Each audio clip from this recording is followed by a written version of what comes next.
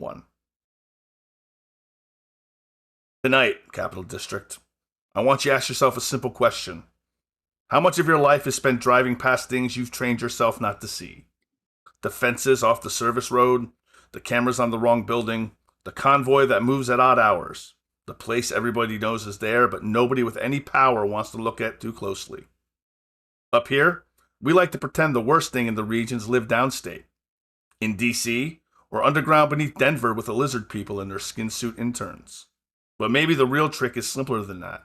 Maybe the monsters don't need to hide in secret tunnels if they can just wear badges, file permits, stamp transfer orders, and let the rest of us call it procedure. So keep one eye on the Northway and one eye on the river. And if you hear somebody tell you Stonegate is another facility doing a hard job in a hard world, ask yourself who benefits from cruelty gets rebranded as routine. This is Captain Truth, broadcasting from somewhere between the static and the streetlights. Stay awake out there, and don't forget, the land remembers. Hello, everyone, and welcome to Rage Over the Hudson, our Werewolf the Apocalypse Chronicle set here in the Capital District of New York State. I'm Commodore Zed, your storyteller for the evening, and tonight we begin with a new pack, a new hunt, and a new wound in the land. Let's get started with our introduction, starting to my farthest left with Rydia. Tell us who you are, who you're playing, and what we should know about them as we begin tonight.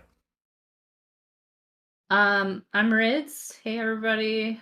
Happy first session of Rage Over Hudson. I'm playing Sky. She's a glasswalker ragabash. And Sky is a secretive young lady with technical and technological expertise who has a dark past and likes to stay beneath everybody's notice. Excellent. Fantastic. Mom Clancy, tell us who you are, who you're playing, and what we should know about them before we begin tonight. Hi, I'm Rebecca. I'm playing Madeline, a Black Fury Theurge, I think. Is that what we settled on? Black Fury Galley, Philodox. Philodox. Yes, that's what we're playing. And, she's an astronomy girly who just really wants to tell a story, learn a story, and that's what we're going to do. Excellent, fantastic. That brings us to Jeff, Retired 11 Bravo. Tell us who you are, tell us who you're playing, and tell us about what your character tonight. My name's Jeff, or Retired 11 Bravo. I stream Monday through Friday, 8 to noon, usually doing pinning miniatures, video games, DM prep, that sort of thing. Former military guy, former game industry guy, a lot of formers. Now I'm retired and I just stream. So today I'm playing Sam Dillon, Private Eye. He's a former, he's got police experience. He's got, he's been around. Now he's moved back with his dad's people in New York. Dad's gone, but he's got a ex-wife and he's got a fully grown daughter in the area. And his troubles are usually of the mundane world. All this werewolf stuff is has been secondary for a long time, but now that he's been directed to kind of look after Song of Ashes and help out, he has a path. He has a path now. Awesome. Fantastic. Speaking of Song of Ashes, that brings us to Team Wildwood. Tell us who you are, tell us who you're playing, and tell us what we should know about Song of Ashes. Yo, I'm Team Wildwood. Well, Wildwood. Everyone just calls me Wildwood. Drop the team. Playing Song of Ashes again. I think he's our only returning character here, but Zed wanted some continuity and to pull some stuff together, so here I am. We had a wild ride. We had a standard issue werewolf campaign, and then we got tossed back into the Wild West, and that wrapped up with me making my way back to the modern times. And I was a musician in both, and I need to stay to figure myself out. Song of Ashes, the Galliard Black Fury. He's back. Excellent. That brings us to a lifelong friend of mine, Keyword Saver. Tell us who you are, tell us who you're playing, tell us what we should know about your character tonight. Hello, everybody. I am called Keyword Savior on this platform. I sometimes maybe stream. It's happened. It's going to happen again. It happens. Anyway, um, most recently and most frequently, I do stream TTRPG with Zed here. I was in Weird Wessex, the most recent Werewolf Chronicle, which was a hell of a lot of fun. Set in the 9th century. Taking a break from the blood-sucking affairs on Monday nights. But yeah, tonight I am playing Thomas Miller. Thomas was a military brat, the son of a lieutenant colonel. He's been around the world, been to so many military bases. The change happened, and he kept it quiet for as long as he could, and then things came to a head, and well, for lack of a better term, he went AWOL. He never was in the army, but anyway, he is a military brat with all the vim and vigor, justice-mindedness, and conviction of a 25-year-old. He shares the convictions of his wonderful wife, Josephine. But they think about things a little differently. He feels that he is Gaia's rage, moved to act against the rigorous structure of the military and the weaver and the worm and that which it allows. So, yeah. Excellent. That brings us to last but not least, Ellie. Tell us who you are, tell us who you're playing, and tell us what we should know about her tonight. Hello, everybody. My name is Ellie, also known as Mrs. Keywork. I am playing tonight Josephine Miller, wife to Thomas. You can call her Joe, but don't call her Josie because that's only Thomas's nickname for her, and she'll get very angry.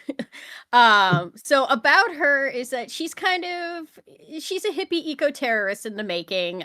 She was born and raised in Topeka, Kansas, and with all that fracking and going on over there, she was not exactly the happiest. And she was part of a pack back in the Midwest, and they were not to her liking, let's just say. So her and Thomas decided to go fuck off and go back to the Albany area where he's from. And now she's just like, all right, let's see what this has come. See what I can do here. See what kind of chaos I can create. And she, oh yes, is a Children of Gaia and a Theurge. Excellent. Forgive me, I forgot to mention that Thomas is an Arun Silent Strider. Yes, thank you. Excellent. Everyone begins tonight at Rage 2. Now let's establish desires for the evening. For those who don't know what desires are, each of you should name something your character wants tonight. If you fulfill that desire, you'll heal 1 superficial willpower damage back at the end of the night. So we're going to start with Sam Dillon. What would you like tonight's desire to be? I think tonight would be the goal is to get everybody settled. Learn a little bit about my companions and actually open up to them a little bit about who I am and kind of just get us settled as a pack as we're getting in this new place. Excellent. Madeline, what is your desire for the evening? Yeah, for this evening, she is on the same page with getting settled in, but she's definitely going to want to see if safety can be ensured wherever they're getting settled into, externally, outside, anyhow. Excellent. Song of Ashes, what is your desire for the evening? Definitely getting back in with a pack, or getting direction from Mother Winterfang, but getting some kind of direction at this point, or I'm not sure where I'm at with myself after all the craziness. So it feels like just getting into a routine of a new pack would be something in itself. Fantastic. All right, Sky Ward. So Sky's goal or desire is to keep a low profile with members not of our pack, basically not attract the attention of anyone outside the pack, personally. Okay. All right, Thomas Miller. So Thomas is actually from the Albany area originally when he was much younger, and so he's super excited to go back. And his desire is really to make inroads with the Sept of the Iron Howl, and meet those who reside there. Okay, make inroads with the set of the Iron Howl. Josephine Miller, what is your desire? Kind of in the the vein of everybody else wants to get to know this new pack and kind of, LOL sniff them out and see if it's up to what she's looking for in a pack. Perfect. I've got everybody's desire. Good. Take a breath. Settle in. We begin in media res. The Northway carries you south under a cold sky. Wet pavement throwing back the van's headlights and broken white ribbons. Trees thin out by degrees, giving way to overpass concrete, utility glare, and a distant stain of a region that never really goes dark. Inside the van, the air is close with road heat, stale coffee, duffel bags, chargers, wrappers, ritual gear, and the lived-in scent of a pack that's already spent too many hours in close quarters to care. Over the long, dark hum of the road, you can still hear Mother Winterfang's voice. Blackwater still needs its own wolves. I'm not stripping the cairn bare just to chase hope somewhere else. Song of Ashes, you're the one who has to move. What you've brought back matters too much to leave buried and too much to carry alone. So that's why I chose this pack.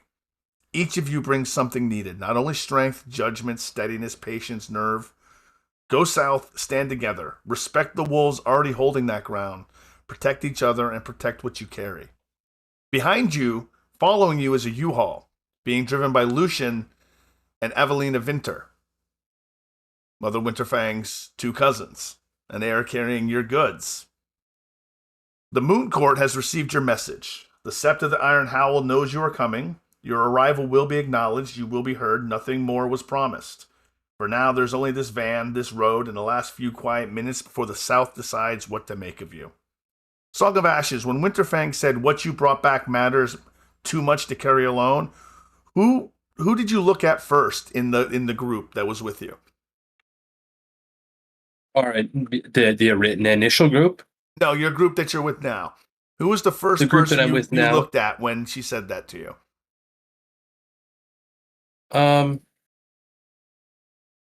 I suppose it'd be Sam. Okay, and why Sam?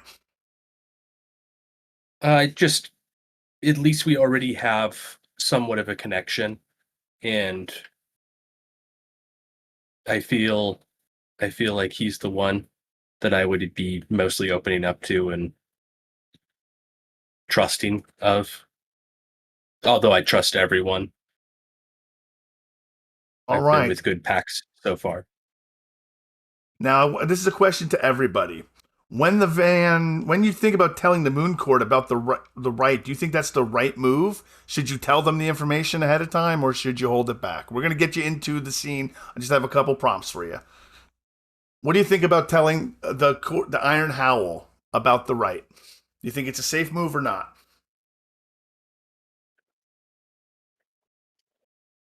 Did Mother Winterfang have guidance on whether to or not?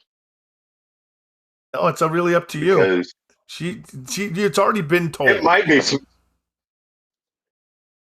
might be smart to keep it under, just introduce ourselves, kind of get to know people and slowly roll this out rather than, hey, y'all, this is what we got.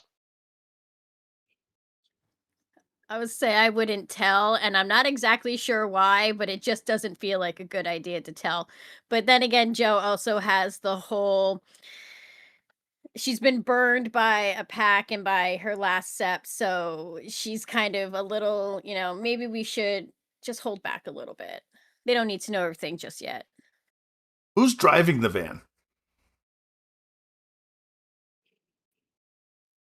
I have a point in drive. I have a point and drive. I could drive. All right, so one of you is definitely driving the van. Excellent. All right. For the last several miles, traffic has been light enough to ignore. A car ahead, a truck further off, the occasional wash of headlights, the northbound lanes beyond the median. Then, without warning, the rhythm changes. Red brake lights begin stacking further ahead than they should at this hour, blooming around a bend in ragged, uneven lines. Your van slows a little, then more. Hazard flashers pulse on the shoulder in nervous yellow bursts. Somewhere ahead, a horn is blaring without pause, long enough that it stops sounding like a warning and starts sounding like something trapped. Even through the glass of the van, even over the hum of the engine, you hear the thin metallic hiss of steam or coolant spilling onto hot parts. It's too soon for this to be routine traffic. Too close to your arrival point. Too wrong in the way that it's happened. Whatever this is, it's sitting directly in the path between you and the reception waiting further. Who notices that this isn't just congestion first? Who catches on? I feel like I have any relevant stats to be catching something like that. Thomas What might, would but it's been a long be- time since he Oh. lived here. Joe might. She's got some investigation, so she might notice that something is up. Like, this doesn't seem right. I've got lots of investigation. Well, it depends. I'm not sure what the appropriate check would be to notice stuff. There doesn't need to be a check. It's Yeah. just that there's cars on the side of the road. I'm just trying to establish who pays attention, who's Not. who's not. I'm just trying to establish the pack right now. Yeah. Pam pays I think- attention. Yep. Rebecca? Sky is hyper vigilant in general, so she would be hyper aware of anything that was not routine or normal. And you Sam were would saying, probably Rebecca? notice her. Sorry? And Rebecca, you were saying? Sorry. I am very aware of my Very aware. surroundings, so I'm paying attention. I am judging. All right.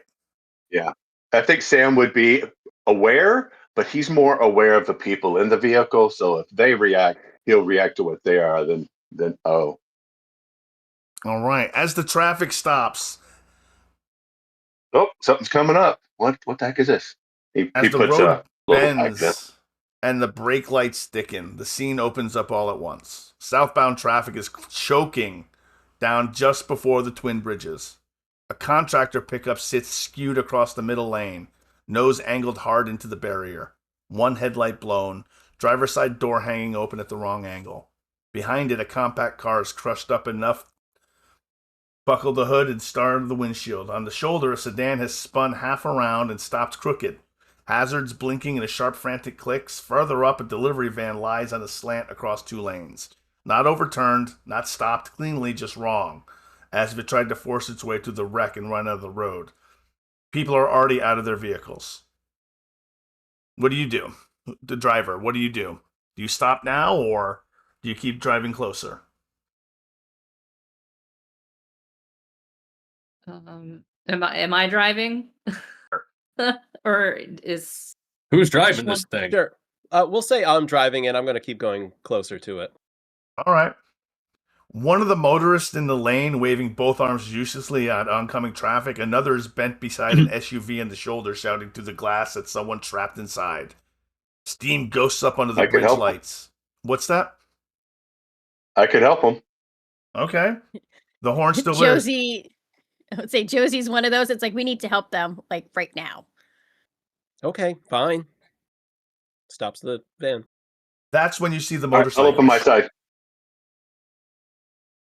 One is parked hard across the part of the shoulder with hazard lights flashing, not like a stranded rider, but like someone using the bike itself to shape the scene. Another is dropped on its stand near the contractor truck, headlamp washing over the broken glass and the gleam of bent metal. A third rolls up the shoulder fast and stops hard, rider off the seat before the engine is fully settled. Dark helmets, dark leathers, no wasted motion. Not the look of people who stopped because they felt charitable, the look of people who got there quickly enough because the stretch of road already mattered to them. So you're coming out to help. What are you doing? Let's set the scene. What do you look like? What are you doing? I'm in my usual kind of rustic getup, I would say, for the Northeast. He's got the cowboy snap buttons and got like a pack of smokes in there, but he never smokes. But he does always have a perpetual toothpick, so he's got kind of an oral fixation thing going. But he gets out, looks both ways, got blue jeans, worn combat boots that have been resold half dozen times. And if we notice these guys, he's gonna slide the door open, go to step out, and kind of like, hold up.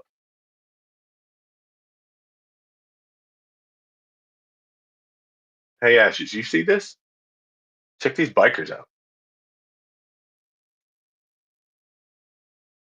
I'll step out. Upon hearing that, Josie, who was ready to right there rip the door open and get out and help them, as soon as she hears Sam say that, kind of stops and looks and finally notices that there are other people there aside from the ones that are in the car that need help. Well, are you guys helping or not? I'll keep the van running. Smells like a bushwhack.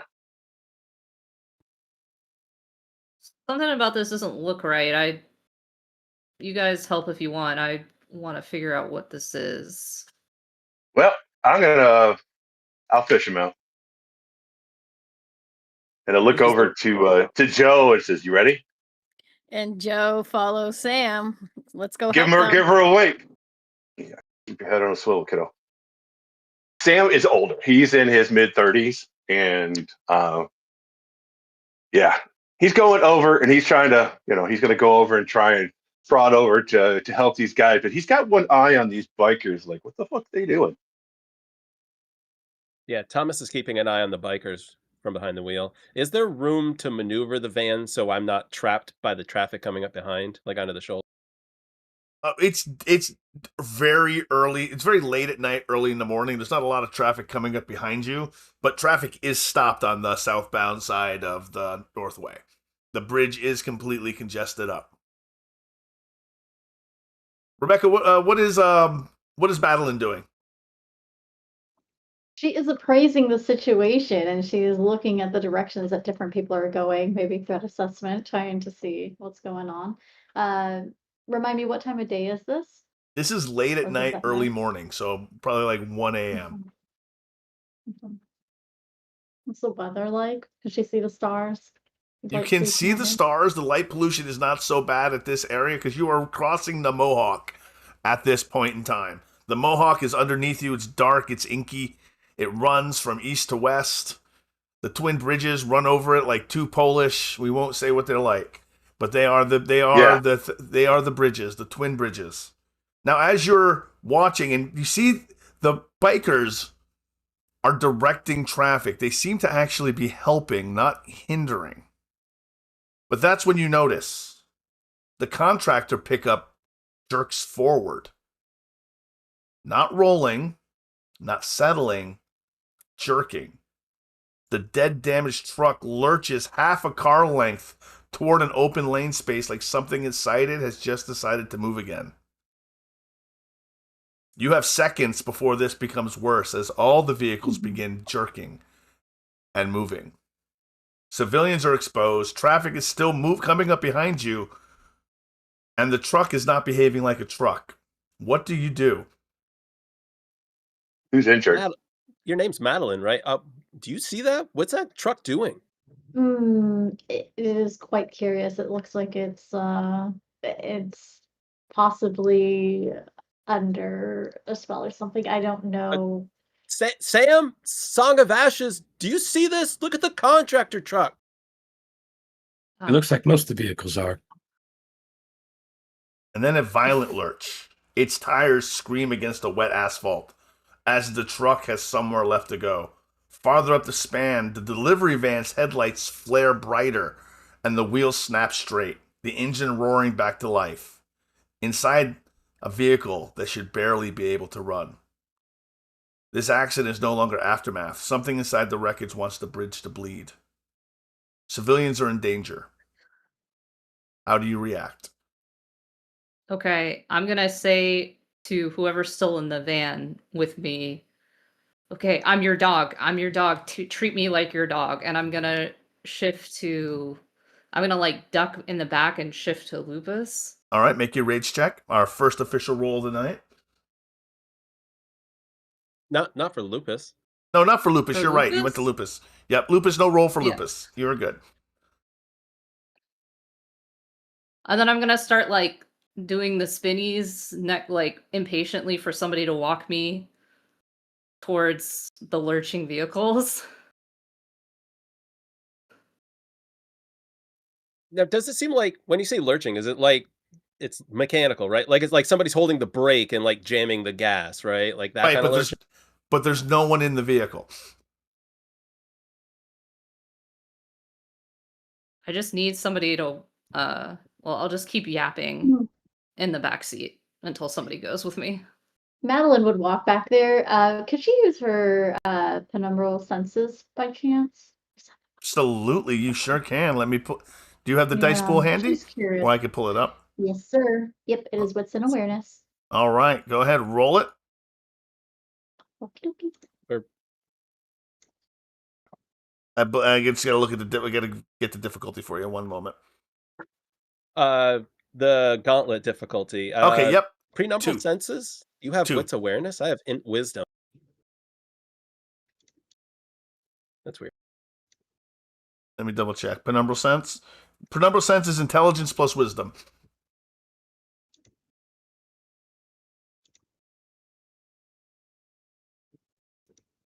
And it's 1 willpower, so 1 superficial willpower damage, and it's a 2 difficulty. Can I add the difficulty into this dice pot? No, you don't need to. Just select the number of dice you want to roll.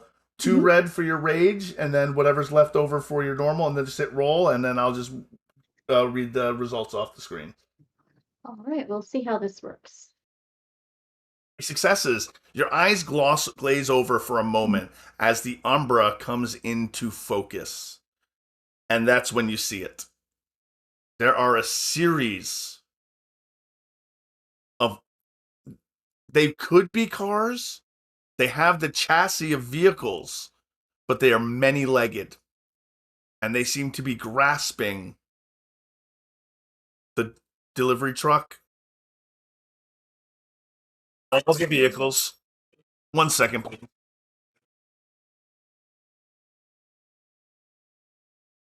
Oh, I know where They you're seem to be dealing with now. grasping the vehicles and controlling them. On the other Joe, side, you with me, right? Joe's with me, you right? Yes. We're just heading for civilians. We're just heading for civilians, trying to help anybody that's injured and get them up and out of the broken vehicles. We're not by the jerky. Like, I don't know about that. I just want to get people out. excellent. Okay, so you're rushing to imagine- help civilians. Thomas, what are you doing? I was gonna say, I imagine Thomas sees Madeline's eyes glaze over and he activates his own prenumbral senses. Go ahead, roll it.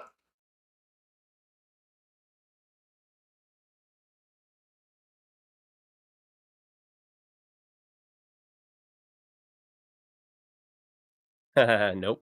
But you did not get a brutal failure because you did not get 2, so you're fine. Excellent. So you do not manage to pierce the gauntlet. Madeline, you notice as the rest, you can see the haziness of the physical world overlaid on the spiritual world. As you see Sam moving to help, you see another spirit latch onto another vehicle. Sam, Joe, and Lupus Rids and Lupus Sky, you notice that the delivery truck lurches forward again. This time slams into a sedan and nearly pushes it over the edge of the bridge. Well, noticing this, Joe suddenly is like, something is up. And like her spidey senses are tingling a little bit.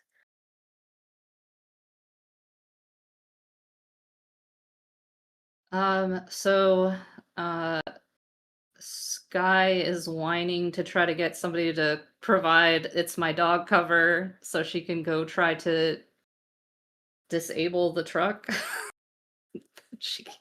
So I'm just whining, and then I'll just start like nudging, I guess, Thomas to come with me, and then I'll start heading towards the truck to try to use my gremlin's ability on it. Fine, Sky. Okay, fine. He turns off the van but leaves the keys in it. And then follows her out. Is there a Okay. person in the vehicle that just got nudged towards the edge? Yes, there is. There is a man inside screaming because his portion of the vehicle is off the edge, and if he goes out the door, he's taking a swim, a 100-foot drop into the Mohawk. I go up. I've got just a belt knife. Pull out, pop the thing. Hey, buddy, time to get out of here. Trying to get in through the other side. Come on. One of Cut the it. Go. one of the bikers is on the scene, and he's holding the frame, and he's kind of keeping it from going, but the truck is lurching in that direction again. So if you want to help this guy, if you want to rescue him, you're going to need to make it dexterity plus athletics, difficulty Okay. 3.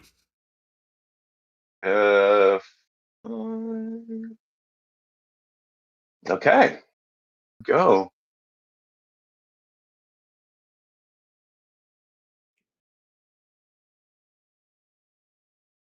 Oh, I did it hidden. I'm sorry. That wasn't supposed to be hidden. Do it again, because I can't see it for some Yeah. reason.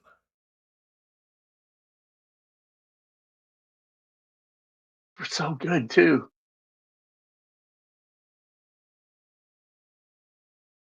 All right, so you rush up and you open the door and you try pulling him out, but the door won't open. The truck that hit it has crushed the door, and it won't open. Break the glass. You gonna attempt to break I've the got, glass? All right, I've got the butt of the knife. Go ahead. Do you Yep. think? All right, so that was your action for this round. Keywork and Rydia, you were walking over to use Gremlin, correct? Yeah. So I'm gonna get within the minimum distance I need, which is I think 5 meters. And then I'm gonna try to gremlins the truck or the delivery truck that's The delivery trying truck? to slam the All right, go ahead and roll it. And you're using Gremlins from the Glasswalker gifts. Correct. So I think that's charisma plus glory. That's not great, but hello? Oh no. Would you like to willpower at least one of those? Because all of those. I forgot it's werewolf. You can re-roll rage dice. Okay. Yeah, I Opponents are will. not brutal failures. Oh my gosh, it's freezing. You got 2 successes. That is fine. The car comes to a stop. The truck comes to a complete stop.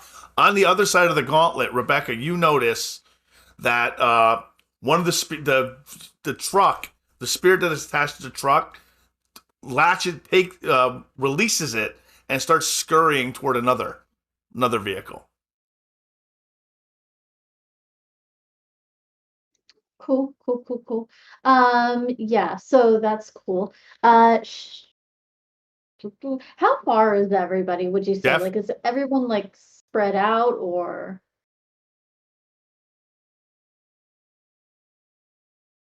I think everyone is spread out in the bridge so far. There's 3 bikers helping civilians, 1 holding the edge of the car. Retired, you need to show that hide that roll. You need to clear the roll. Maybe I'll try to clear it. Let's see. I think that Thomas, myself, and How do you Sam cl- would how do you be clear it? relatively It's good. close to each other because we ran towards the truck that was shoving the car off that he's rescuing a person from. So I think the 3 of us are probably nearby each other. I'm not sure about Joe or Song of Ashes. Joe was at one of the vehicles that had someone in it to rescue, but she kind of stopped when she heard the truck doing its thing and is now looking in that direction to be like, is there anything that I can see? I have no idea what's going on, but The truck And I has feel like the How same far thing am caught I? my attention as well. The How far truck am has I from come this to a thing? stop once Sky used Gremlin on it, but there are other Mhm. vehicles moving unnaturally. Go ahead. Okay, cool. I'm wild for this, but w- w- would it be within reason to potentially slash a couple tires. Sure, absolutely. Just to, the spirits aren't going to maybe stop moving, but they're not going to at least be able to roll freely. Go ahead. Excellent. Yeah, absolutely. Go ahead. Give me you want to stop on the possessed vehicles? Give me a strength plus melee check with your knife. Are you trying to stop the delivery truck or the pickup? The delivery truck's already Whatever's stopped. closest. Okay, so there is a pickup that's closest that is moving towards Yeah, that is sure. trying to move towards civilians. Cool. And if I make this roll, I've got more. Oh, this is fun. So I have only one die for this pool. Okay.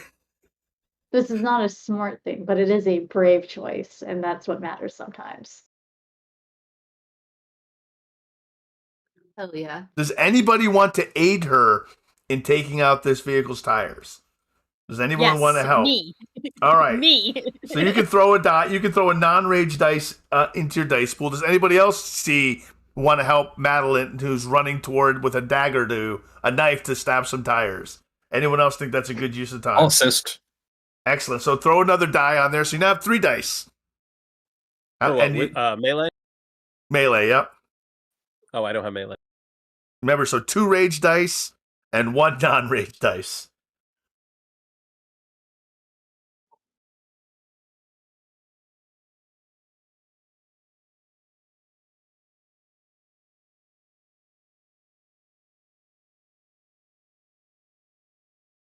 Is it shaking on you doing a holding pattern with the dice?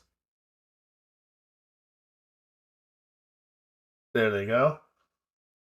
All right, you can re-roll that 1 green dice with the willpower if you like. Sure, let's do it. Let's do it. Let's get her done. Survey says. Okay, so Rebecca, Song of Ashes, Madeline, and Thomas run toward a vehicle, daggers in hand, and they all jump but it moves too quickly, and they miss, and they're unable to pop the tires, but you are able to bang up the rims quite a bit, which does slow the vehicle down. You can win at cost, and you manage to stop it, and it seems to stop. And then it begins backing up in your direction. I think that Wolf Sky is gonna follow her friends with the knives and seeing that that this is going a bit wrong. Try to also gremlins this pickup truck. All right, we will get back to that, gremlins. The motorcyclists, the one holding the rim, not the rim, the frame of the vehicle before it falls off, has grabbed onto the bridge and is now one hand holding the vehicle, the other hand holding the bridge, straining, holding the vehicle. And he looks to you and goes, "If you're going to do it, do it." He looks at Sam. "If you're going to do it, get in there and save that man. Because I can't hold this forever."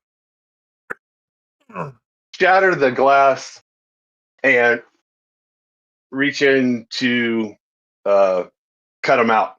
Give me a strength plus brawl. Once I can.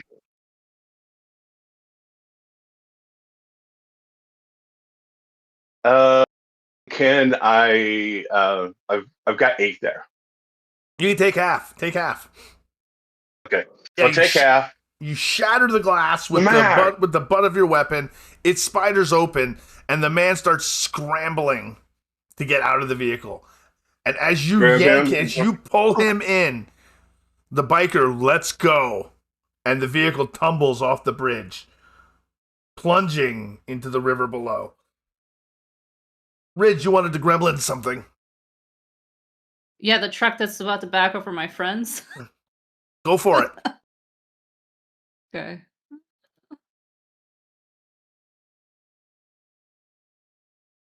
That's 2 successes. You need 3. Okay. I'll re-roll the 2 dice? I'll willpower the other 2. Yep. Oh. Sorry. Song of Ashes, make a dexterity plus athletics check, difficulty 3.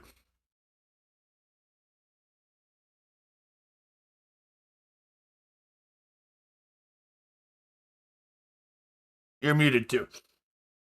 Oh, whoops. I'm at 6. I can take half. You can take half as the truck almost backs up into you as you dodge out of the way just in time. And as you dodge out of the way, you feel a hand on your shoulder that pushes you further.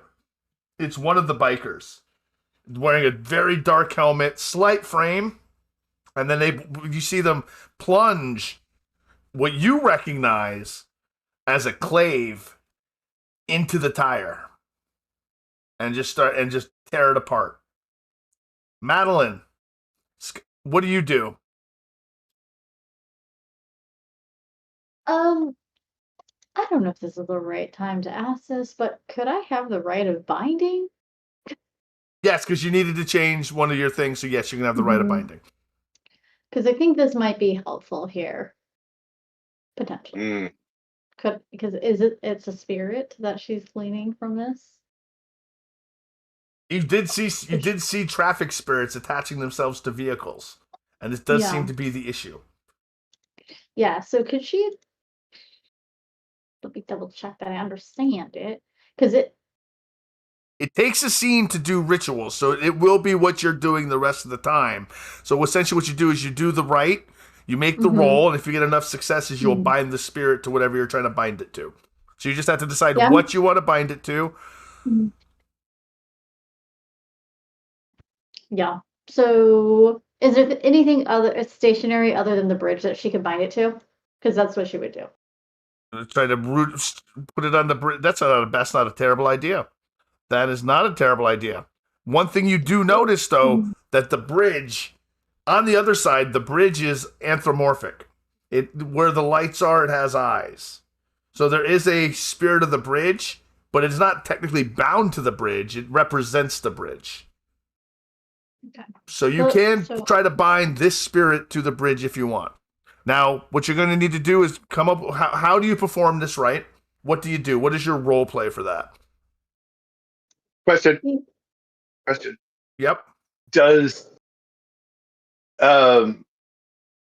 Madeline? Well, do you know the wisdom of doing this? Is this something that we can do? You know that we can. Should we?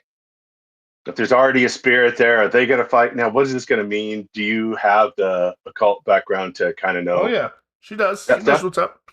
Okay, cool. Just wondering if she should check and see if that's a great idea. Now, there are cars you can bind the spirit to as well. Knowing the rite of binding, they don't possess the item. They are just bound to it. So you could put them in the cars if you wanted to as well. Yeah. I think doing it to the bridge would be what her thing is. I think maybe it'll be a little symbiotic relationship until they're unbound, but be like a little hitchhiker. Excellent. So I'll have you get ready to do a glory plus occult roll. We'll roll that once we've gone through the 3 rounds, and that'll represent the end of the scene. But you're preparing your rite, so think about in your mind when I get back to you what you're doing, what you're saying, and how you're performing the rite. All right, Josephine, sorry, what are you doing? So she was helping and then she ran to try and help to stop the truck. So now she's just kind of standing there and she wants to give help to Madeline if she can, because she's also the occult rights person. So she's just watching what she's doing and staying nearby if she needs to help or anything. All right, are you going to help with the rite? Are you going to throw in a Yes, rite I would die? like to throw in a mojo. die. I would love to Share throw the a die for mojo. that. And you have the rite, correct? Rite of binding? No, actually, I don't have that one. So All I right, can't so help. you will throw in a rage dice. You will kick in a rage dice.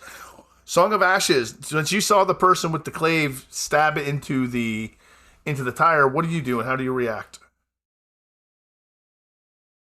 I'm going to.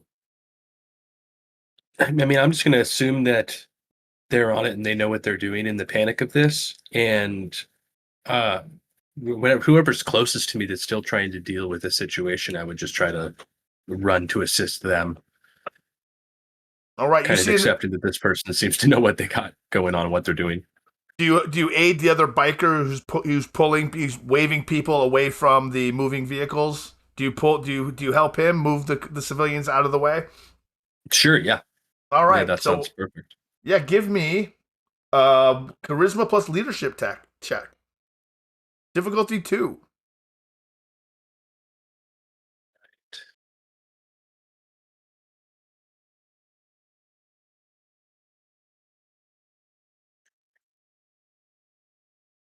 I could just take half again. I actually got 7 on that. All right. So what do you say to the people? How do you get their attention? I'll just scream as loud as I can. Everyone, get from the vehicles. Get over here. Get to safety. Get away from the edges. The people immediately, stop, panicking. They don't stop panicking, but they focus on you for a moment because you're so charismatic and your leadership abilities stick out that you even in the dark of the day, under the light and the hiss of traffic, people stop, they turn, they look at you, and they're like, yes, absolutely, and they follow you, and they all come running in your direction. Lydia, make your gremlins roll. Oh, I Oh, you failed did. it, You did. I thought. You failed it. That's right. You did fail it. Yeah. I am sorry. I apologize. That's Thomas, all what are right. you doing? How many vehicles are still moving? There's 2. And they're basically crashing into each other.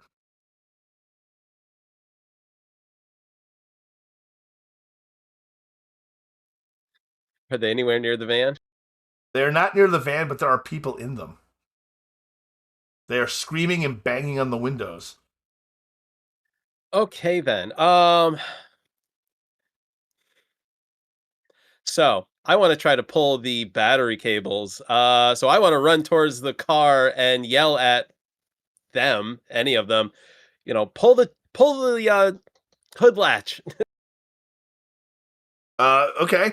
So you eventually want the sedan that's doing most of the crazy backing into the other vehicle. All of a sudden you see here click and the hood pops open. Now, are they like backing up and going forward? Is there a moment where they're not moving? There's a few seconds where you get a chance. Okay, I want to jump on and yank the hood up. The hood is up. They popped the hood for you. They did pop the hood for you. Oh, okay. All right. I want to grab the I can't word the battery cables and yank them out. Give me a strength plus technology check. My specialty does not apply. Difficulty What's my 2. difficulty? Difficulty 2. I can take half by far. All right, you reach in and you grab the cables and you yank and you pull them. And you pull the battery cables and the vehicle should stop. It does not. It continues moving. Yep.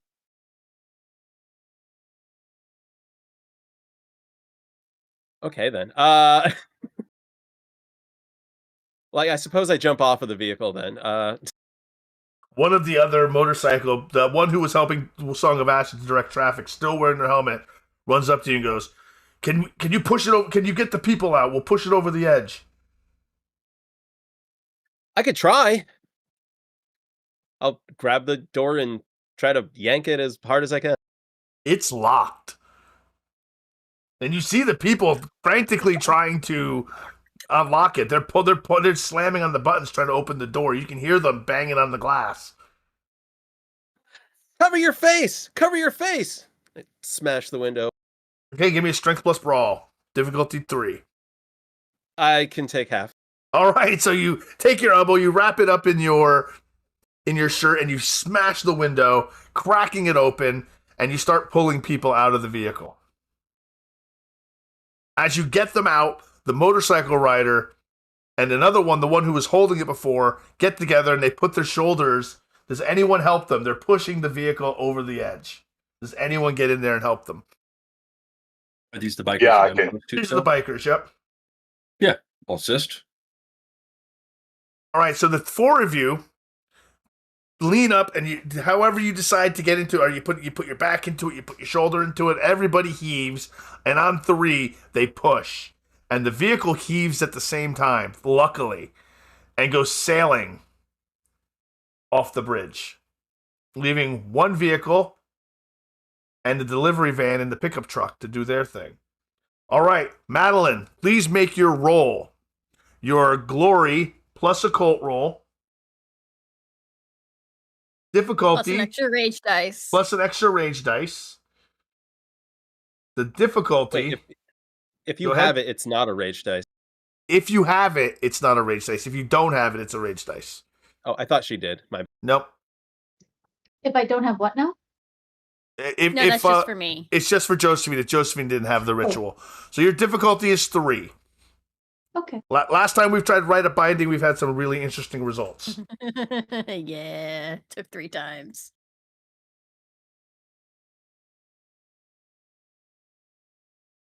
Would you like to re-roll? Would you like? How much willpower do you have left? 2. Okay. We're gonna need to establish. We're gonna need to do desires. Excellent. So roll those 4 dice.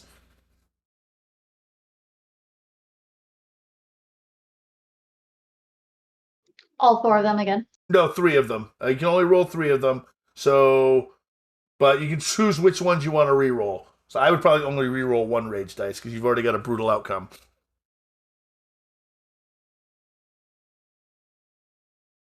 And you get 2 more dice to roll. 2 more green ones. You always get to roll 3 when you roll willpower.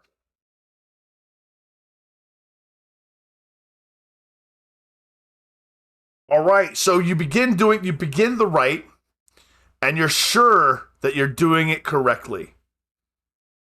But it's taking time. It's not happening immediately. You realize that something didn't go right.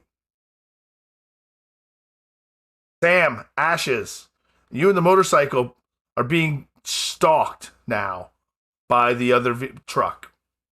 It is backing up and it looks like it's turning towards you. The headlights are blaring in your eyes. What are you going to do? There's people everywhere. Civilians, just huddled, watching all this go down. What do you do as the truck drives right towards you?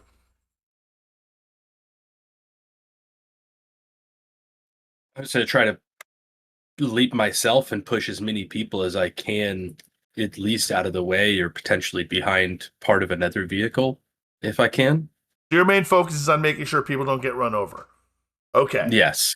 Very noble. I'm not going to make you roll for that. You grab people and you push them behind another non-moving vehicle. How about you, Sam?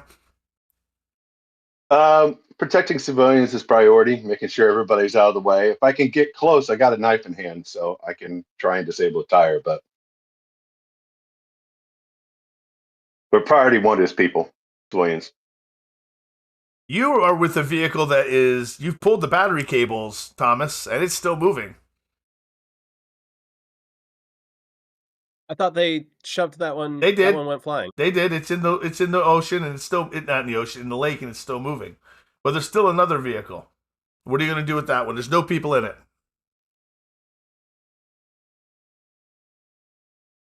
I look at the bikers. This one? Same thing? We send it? The one without the helmet, the one who was grabbing the vehicle, says, "We can try. Give me a hand." And he gets behind it and he starts pushing it. And the vehicle's revving against him. And you notice he has actually stopped the vehicle from pushing forward. He's braced his feet. He's put his hands on it. And the vehicle is straining against him. And you notice that as he's doing that, there's no one really watching him. He fills out and he grows about a foot. And he goes into, obviously, to you, Glabro. And he begins pushing the vehicle. Is he grabbing on the end? Is it rear wheel, front wheel? Is he grabbing the drive end? He's he's actually kind of lifted it up now, and he's pushing it. It's a rear wheel drive vehicle. All right, I run up to help him. I grab the same end. Sam? Yeah, I'll go to the back end and put a shoulder into it and push. All right, I'm going to have Thomas, you're going to be the roll for this. Strength plus brawl, +1 from Sam, +1 from the motorcycle guy, difficulty 5. Because you have farther to push. You said strength brawl +2? Strength plus brawl +2, yes.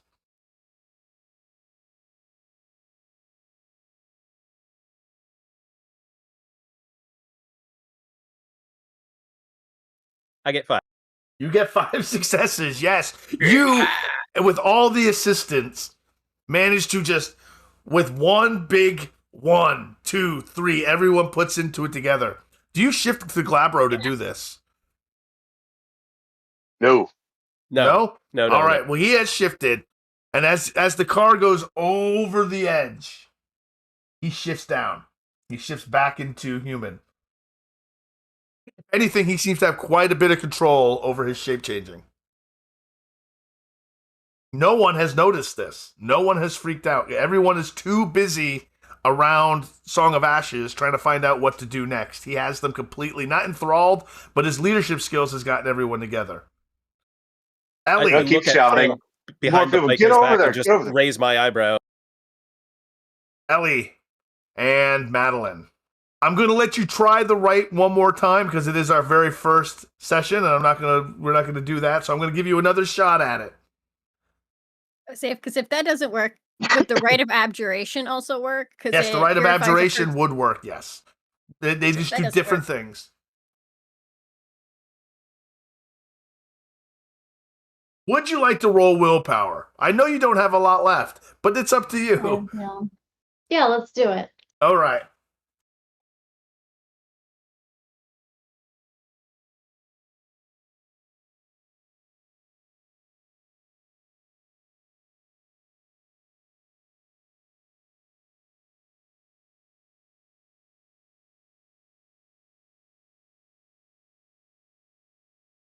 There's your 3 successes. Boom. Those are your 3 successes. You know that you will bind this spirit into the bridge, and it will hold for a week. But you notice with your eyes, the way they are with your perceptible senses, and your ritual, the spirit is drawn out of the vehicle it was attached to, and you see it being pulled into the physical form of the bridge. And it's as if the bridge creates tendrils from the suspension wires and grabs the traffic spirit and yanks it and pulls it down. The vehicles all stop moving. They just stop. But it's a mess. There are destroyed cars, there are crying people, there are civilians everywhere, and about this time, bikers stop and they approach you. The head biker, steps forward and goes, he says to Sam, because you didn't have to get out and help.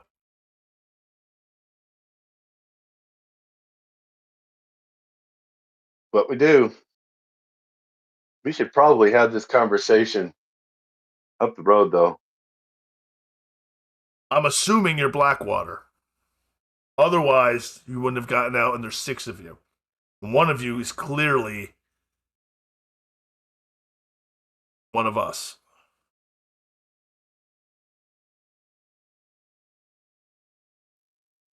We're not the only ones who tipped our hand.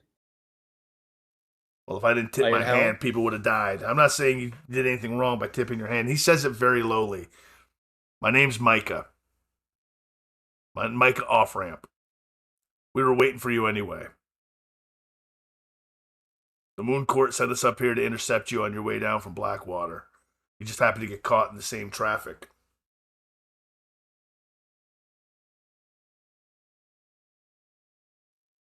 Good thing you were. Well, we have been intercepted. Follow you? He walks over to his bike and he gets on it. He goes, we need to clean up here first. We need to see these civilians. So why don't you stick around and help me with that? And we'll get to know each other. Sure. And then I'll bring you down.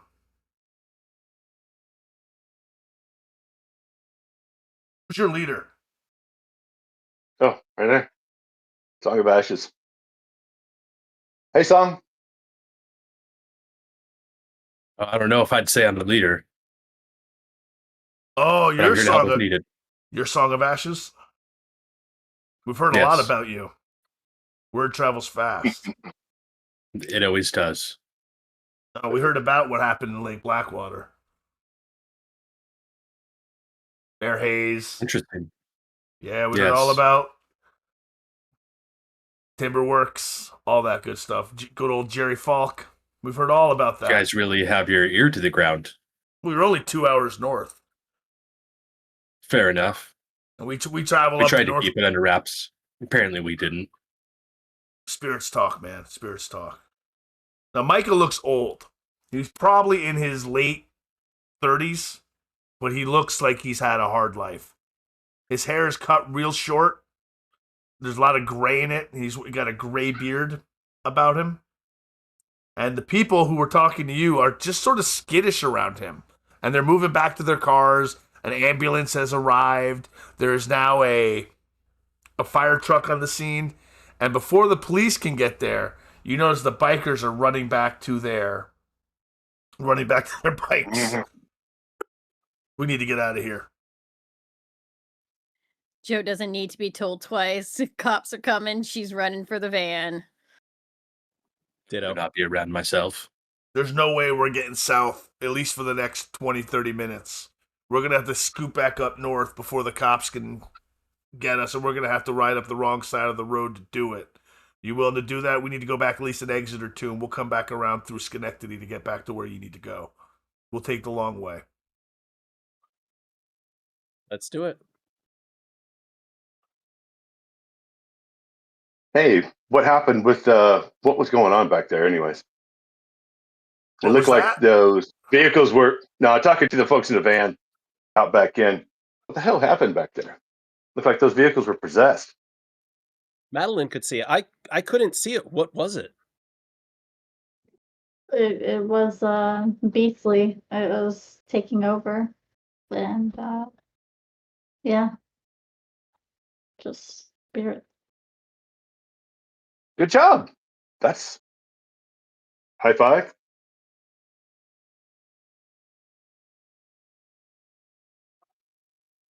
And she The- will return the high five. Be like, yeah, just another night's work, I guess. That was so cool. I'm so glad those guys were there. I was concerned about what they were. They looked like they were trouble. I was thinking it was going to be a bushwhack, but it actually worked out because Either way, we got lucky. Luck had nothing to do with it. Spirits have been agitated lately. He says as you guys are kind of getting in the van, he knocks on the window. But things have been getting hairy lately. Be careful. You'll notice if you haven't noticed yet, you'll notice the bone hum soon enough. Just be careful. You'll understand. He gets on his bike, and you see they pull a U-turn, and they end up going north on the southbound side of the road. And they blow past a state trooper who is coming onto the scene. What do you do with it?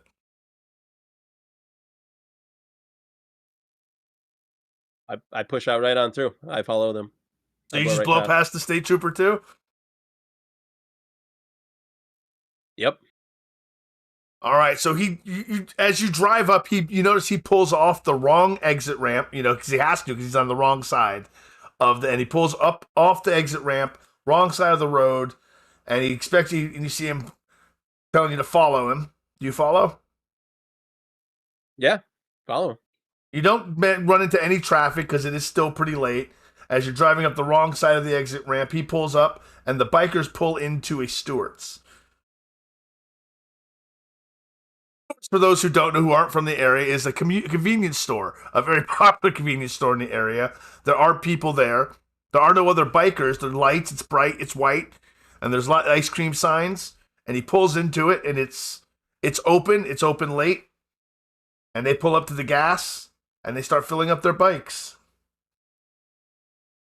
Oh my God, I missed their ice cream. So do I. Thomas heads inside. Josie, you need to come with me right now. And since she has no choice, she follows.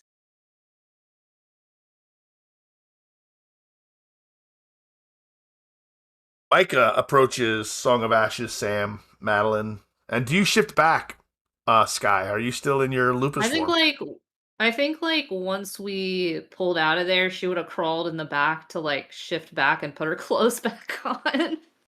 Okay. So yeah, because I don't have right of. I do. I have Yes. right of dedication, and everyone can have right of dedication when we have a moment. Okay. So yeah, I'm back to human Sky. Micah looks in the back of the van just for a second. He's like, whoa! Anyway. And he looks to Song of Ashes. Glad you guys made it down. Glad you guys showed up when you did. I don't think we could have handled that all by ourselves. Yeah, it We was good just said the timing. same thing. Glad we could assist. He looks to Madeline. He goes, "Did you pull off that right? Was that you?" Yes, yes, it was. Mhm. Thank you. Yep. I don't. How long is this going to last? Do you know? Till the end of the week, or week's time, give or take. That should give us enough time to figure out what to do. Thank you. I appreciate you. Because I've heard of all of you in some way or form. We've been expecting you. We're going to take you south. Well, originally, we were going to take you right to Loudonville, right to Winterfang's house. But the Moon Court wants to see you first. They want to talk to you. They want to suss you out. So we're going to bring you to them. Then we'll get you over to Winterfang's place. But we're going to get gas. We're going to get some dogs. We're going to eat. Then we'll bring you down. There's no rush. Once you go in and grab some food, it's going to be a long night, long morning, I think. And they finish getting their gas. And the other two of them go into the store. Keywork, not Keywork. Josie and Thomas, you buy ice cream or whatever you want, late at night ice cream. We're sitting at the table, and Thomas is telling about Josie about some of the times that he had spent at Stewart's when he was young. She's too busy enjoying the ice cream to really say anything, which is shocking because she likes to talk a lot. This is like a northern Yes, Sam will go in. Yeah.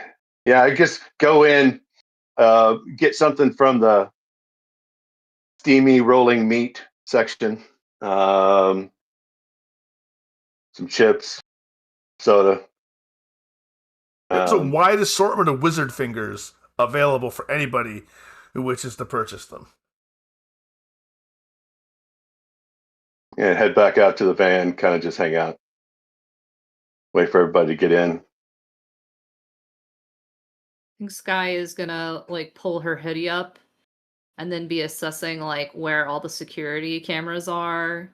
And she like makes her way in to get some food, but also It is if that's right. If you're acting surreptitious, Sam would ask. It says, "Hey, I'm gonna go in and grab some food. You want anything?"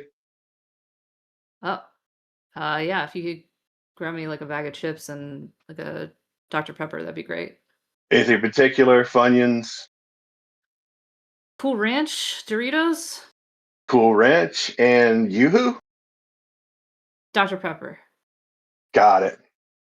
And he would done that because he's trying to be mindful of everybody in there. It's like, she's kind of sketchy around cameras and stuff. So she's on the DL. So I was like, help a girl out. I appreciate you. Yep.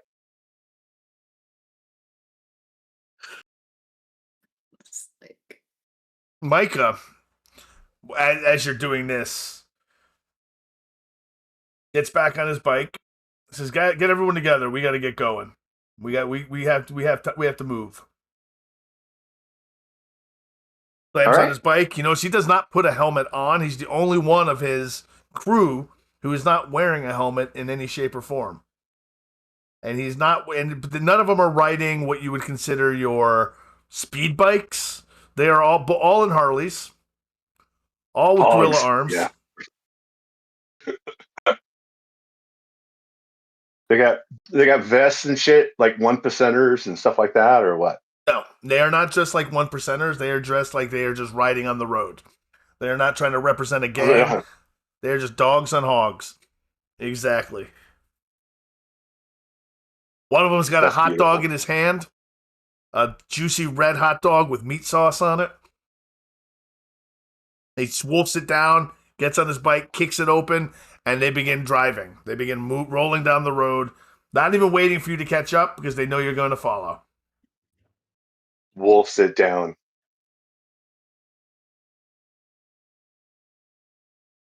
Who's doing the driving? Is Thomas No, still driving? Thomas is doing great. All right, Thomas is driving. All right, Thomas will drive, but if we do run into the fuzz, sorry, Rydia, Sky might need to take over. Can't have his ID being run. All right, I want you on this drive is going to take about 10 minutes. I want you guys to have a get to know you kind of conversation, so we get to know the characters a little bit before we go on break. So who wants to start us off? Let's get some chemistry going. Okay, so tonight was pretty stressful. I think we can all agree to that. Thomas, you're driving? Yeah. Yeah. What are your thoughts on substance use in your car? I mean, go ahead. Doesn't bother me. Smoke him if Okay. you got him. Okay. Does anybody? No. Got him? Fuck no. We No. I mean, we you're just not talking No. anything crazy like Unfortunately. bath salts, are you? I mean, No. Hey, just a little weed, maybe. we just blew off a stater. We might as well get high too. I mean, fuck it. I'm just saying. I'm just saying. If anyone wants to partake, she would take a bag out. She's like, 1 for 1. Here you go. If anyone wants to partake. Joe definitely partakes. Sorry for going all wolf and not really filling you guys in. I was just trying to buy us some time while somebody smarter figured out how to actually long-term stop the situation. I'm good work, I was Leslie. blind. Something. I had no idea what was going on. So Yeah. So that was crazy. That was you don't see that every day, even for us. That was yeah. Weird shit going on, and You said there were vehicle spirits? What? I've seen something similar, yes. What? That Years ago. Logs at a sawmill were just possessed into a spider of sorts. Although I thought that being something at least somewhat natural made sense, but I was a bit beside myself seeing vehicles do the same. But it always seems to be a spirit. Or in this case, perhaps spirits. wow, I could have gone my whole life without hearing about giant log spiders. And now you have vehicles to add to that. Oh, there are lots of spirits out there. There are spirits that can get into everything. Gremlins are real. true. You're really not helping. They're just Yeah, I know I'm not. But hey, look, this ice cream's really good. You want to try it? I've had it before. I'm actually running my work out of here, and my dad's family is from here. This is where my daughter lives. So trying to put things back together, that sort of thing. So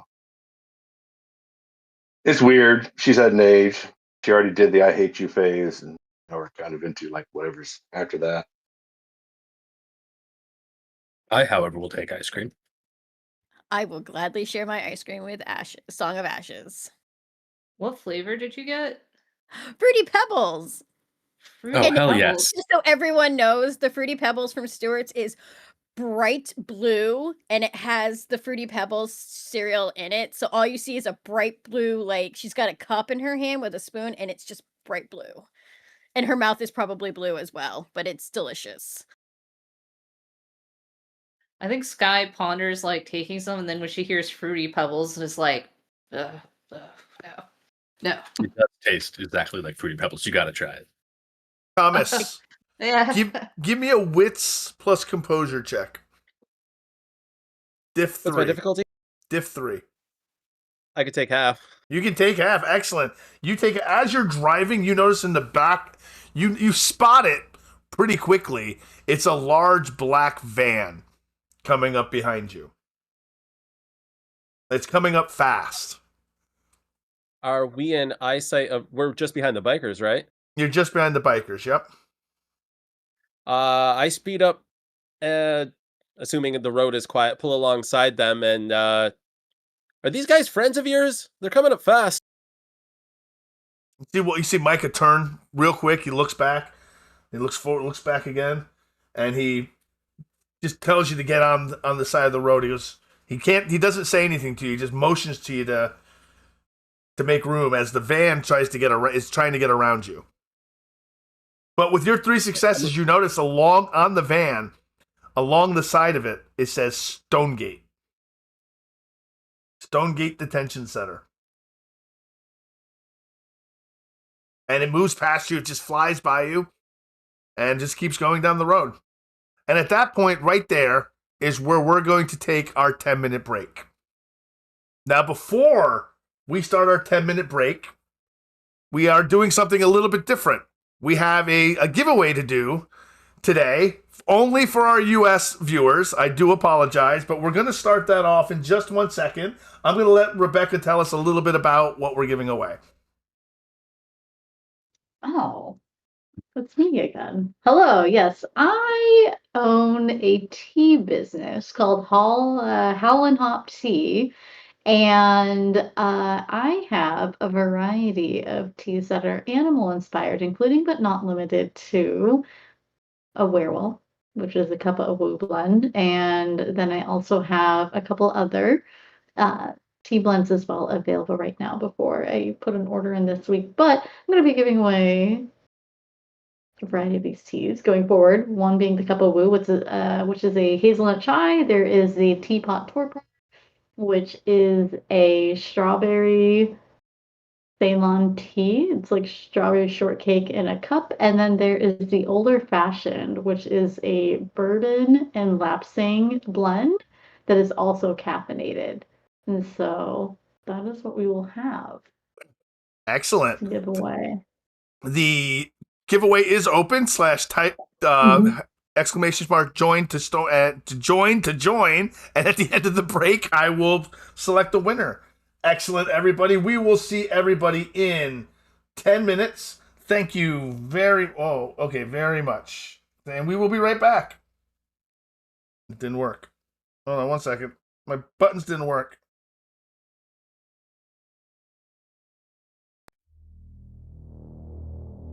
The worm's corruption.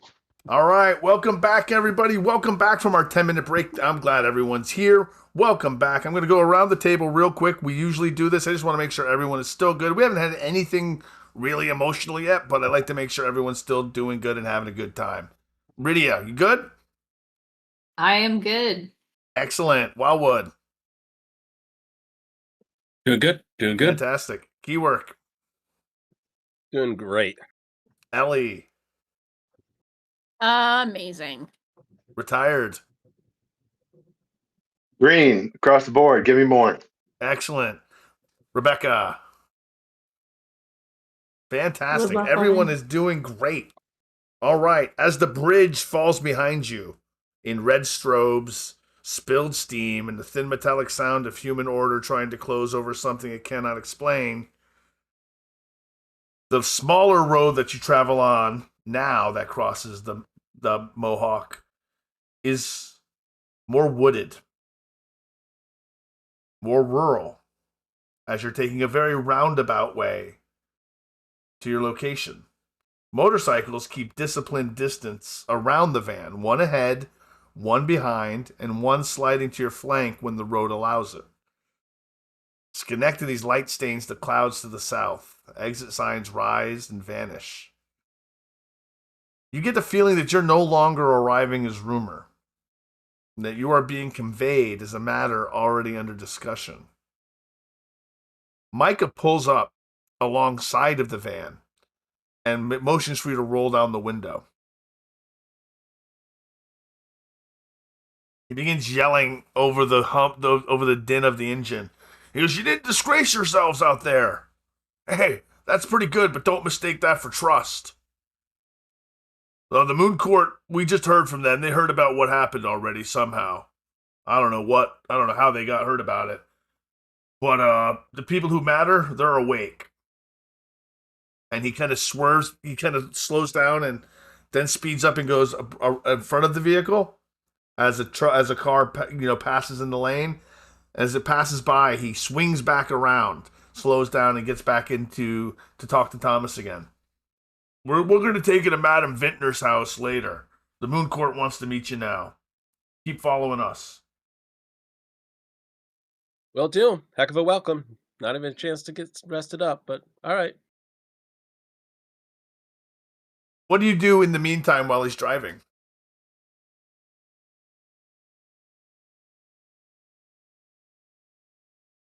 What do you guys think of this? We want to meet you and judge you now, not even wait. Like, what's up with that? Oh, Madeline's Yeah. slumped back into a chair, and she's just like, bring it on. Yeah, not worried about it. This is Never just the deal with you people. typical butt sniffing bullshit. Just Exactly. bureaucratic bull crap.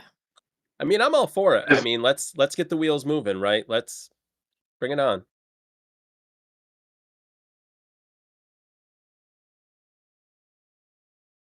Now, I got a quick question for you, and this to each of you.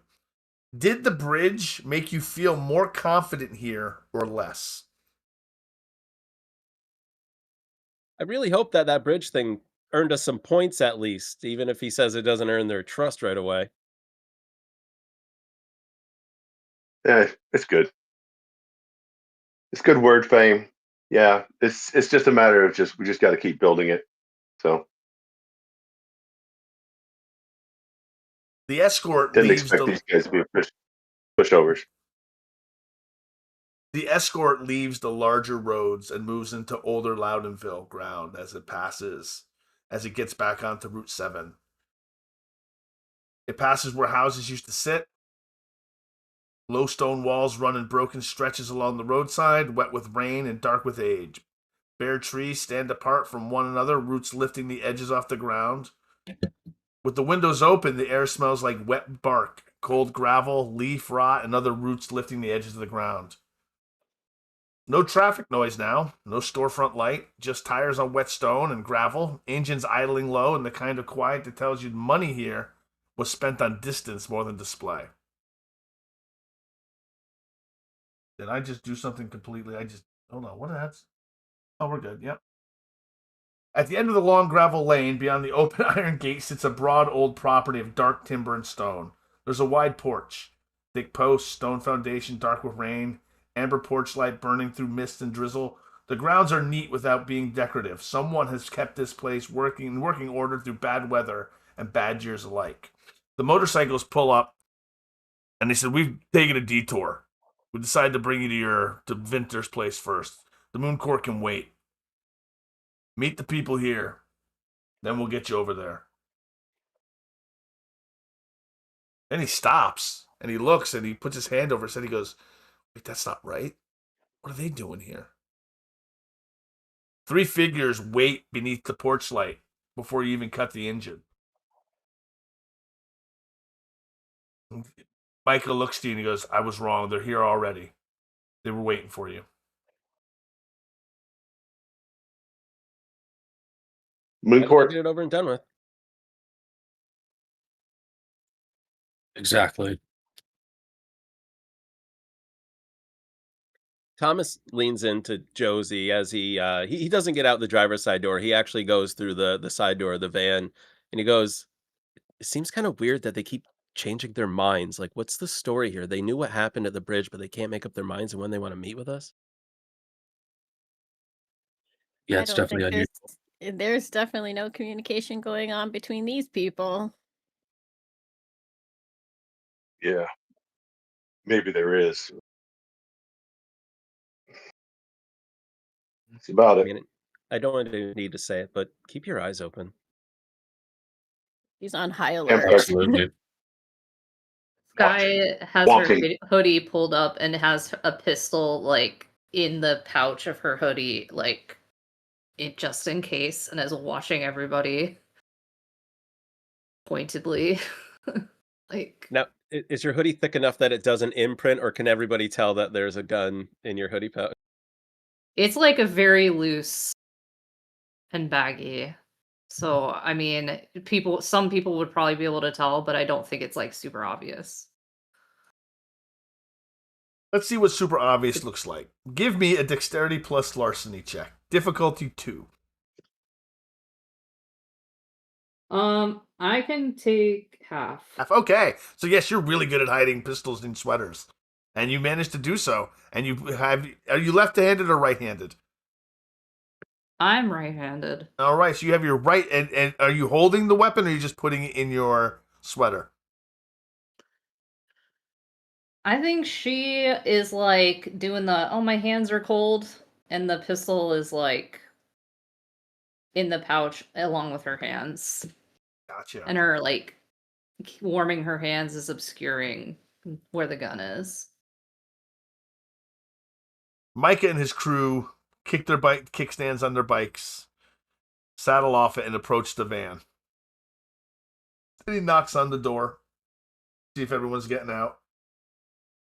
Yeah, Sam was getting out and heading. Micah looks to Song of Ashes, goes, "You're going to meet Elspeth," holds the line, and it looks like Aaron Stonebreath is here. They're both high muckety-mucks in the Sept. Elsa is the leader of the Sept. She's probably got a bunch of questions to ask you. A lot of it's going to have to do with, why you're here. And she wants to know that right you know. So just listen to her. I don't know what your plan is, but at least listen to what she's got to say. Very well. Are they ready for us? And it looks like it.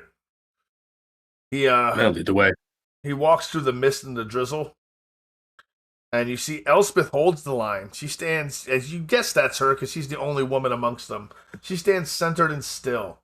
She seems almost severe. Her rain-dark hair is pinned back, her charcoal coat hanging straight despite the damp. Her face is narrow and composed.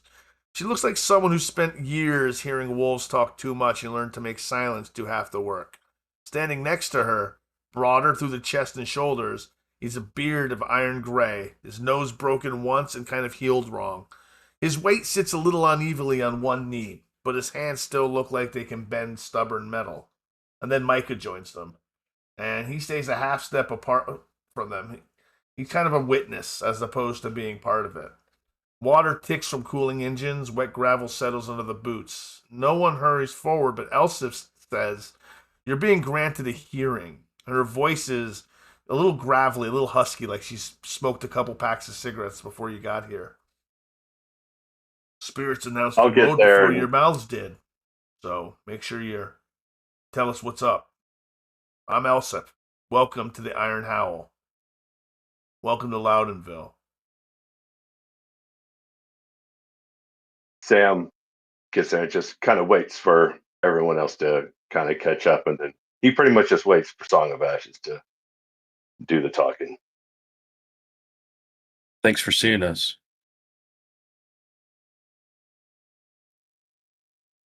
Mother Winterfang, we know her. We know Seraphina. Told us you'd be coming. That you had something that you were bringing with you. Something you could teach us. She didn't give us the specifics, but she said it's important. And that you'll decide when it's time to learn it. But she also said that you're looking to establish territory here. We are. All 6 of you?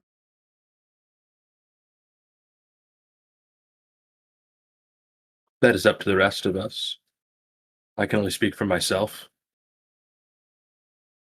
But if Mother Winterfang says this is best, I trust in her. Since you're leading this group, I want you to give me a charisma plus leadership check. Difficulty 5. I want you to impress them. To see how you impress them on the first shot. I think you have a pretty good dice pool for that, though. Yes, I have. And your looks 7 at least, and I do have pack dynamics with that leadership. No, pack dynamics doesn't help with that. Nope. Okay, 7, but looks will help. Okay, looks will help. Yes. 4 dots on looks. What does that get me? 2 dots. Is that two it's- dots? It's two 2 dice? dots. Yep. That's what I. 2 dice. All right.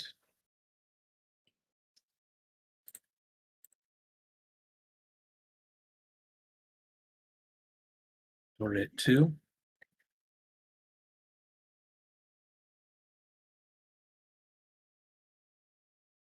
That's 4 successes. Would you like to re-roll 3 of those? Because you needed 5. Yes, indeed. Absolutely. Where's my willpower? Okay, there we go. And we get to re-roll reds now, right? You don't know. You can only re-roll 3, so you don't need to re-roll that red. Okay. Yep. But you can Let's re-roll mix reds that if out you of there don't then. have anything else to roll. I thought so. But Yep. yeah, that's fair. Yep. Okay, there they go. There you go. Yep, got the 5th. She eases off. Her body language eases off. She doesn't seem so hostile as you begin talking, as you put her at ease. Now continue your role play. I reckon if Yes. we're going to teach this to other people, we need to have a place where we can do that. And that means domain. We're not greedy or anything, but we just got to have a place to live. No, Mother Winterfang's already taken care of that for you. The man says, by the way, I'm Aaron. And this region's already pretty thin in places that matter. I do not need another hopeful disaster on my hands. So if you keep your noses clean and teach us what you're going to teach us, I don't think we're going to have a problem. Elspeth just gives them a sidelong glance. Just leave them be. Clearly they know what they're doing. No, I understand. Pleasure. Sam,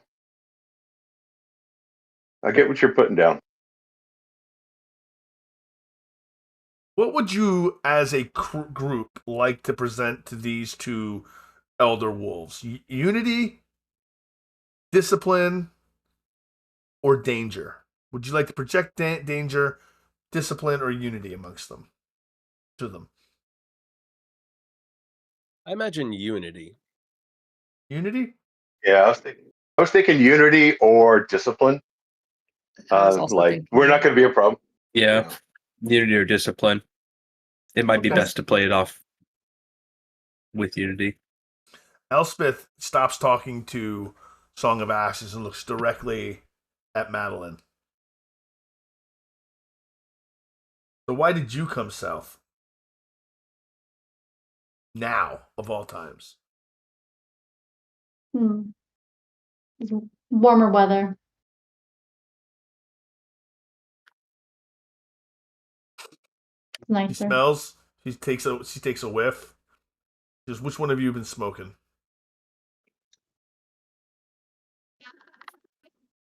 I've got cigarettes on me, but he does not smoke. I don't think he's talking about cigarettes. I wasn't smoking. Elspeth kind of hides a smile. He's not the police. She kind of hides, yeah. There's no reason to lie. We're not going to get in trouble. They're edibles. I wasn't smoking. It Oh, was okay. I edibles. mistook Oh, I what you thought said. I you apologize. passed out. Yep. Like little Scooby snacks, you know? So you wanted to warmer weather. Well, that is a reason to travel, I Mhm. guess. And not a reason There's to job study. opportunity. There's a job opportunity. There's not, where astronomy is concerned and national parks and what have you, funding's a little silly-willy these days. And there was something down here that was adjacent to what I did previously. So I thought, why not? Why not? And the weather is warmer. Clear skies, more opportunities to see the stars. And here I am. They look back to Song of Ashes. Now, weren't you in another pack? I was. That was some time ago now. Heard things about you and that pack. Heard you had some problems in Lake Blackwater. Heard you fixed them. then heard some crazy story from the bowkeepers that somehow something happened to you and then you came back knowing something no one else knew. Well, there's lots of rumor and people say lots of things, but as you know, I am sent here. And I'm sent here with the reason to teach something. And what is it? What do you have? What do you know? just a lost means of travel for werewolves. The Winterfang It used to be commonplace, believe it or not. How powerful it was.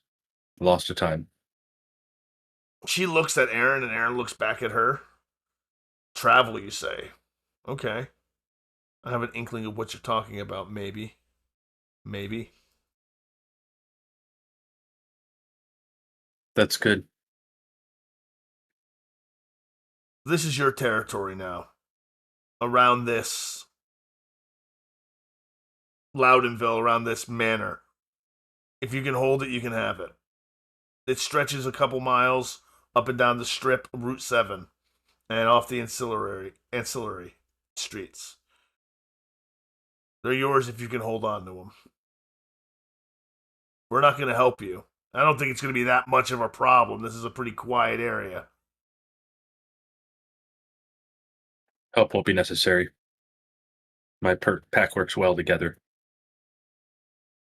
We'll see about that. We'll totally see about that.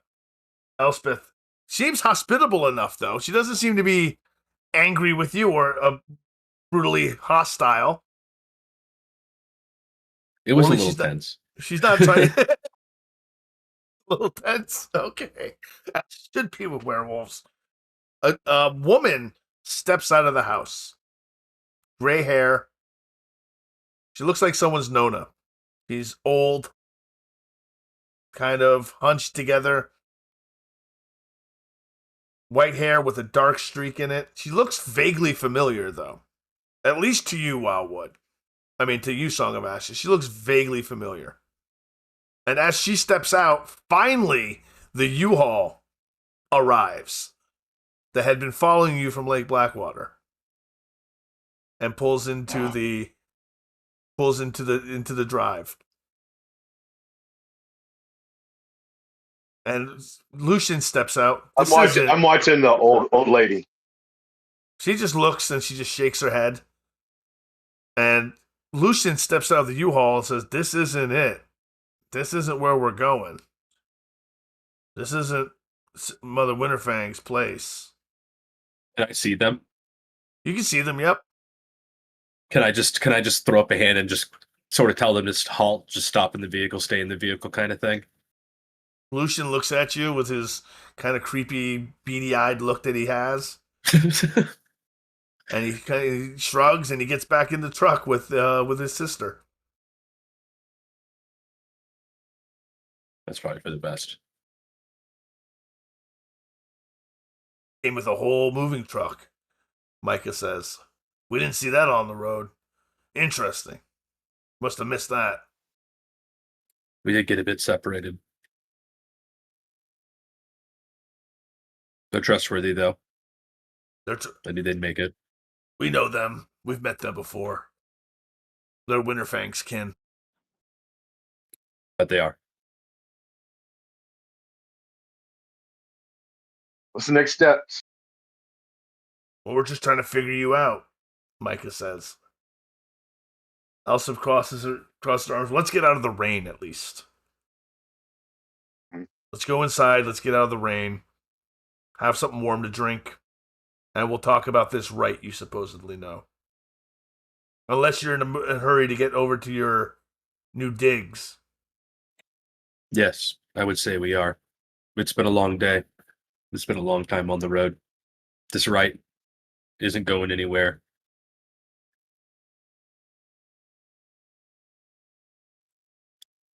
I know my people would like rest.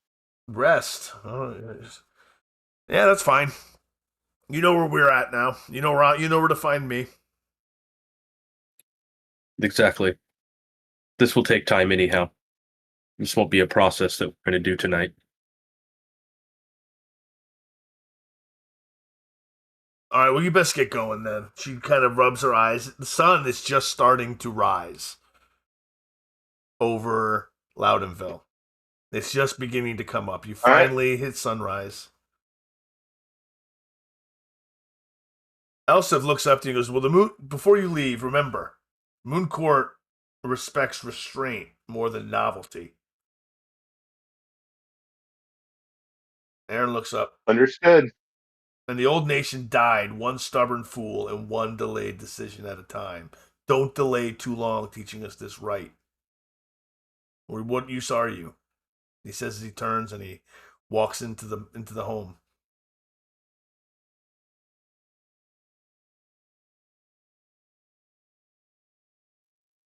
Saddle back up, I guess. Let's go get some sleep.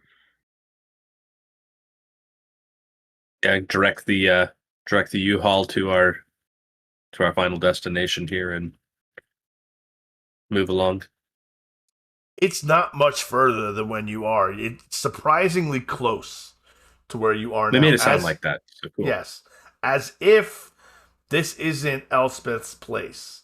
As if she's just taken over a spot to meet you on somewhat neutral ground.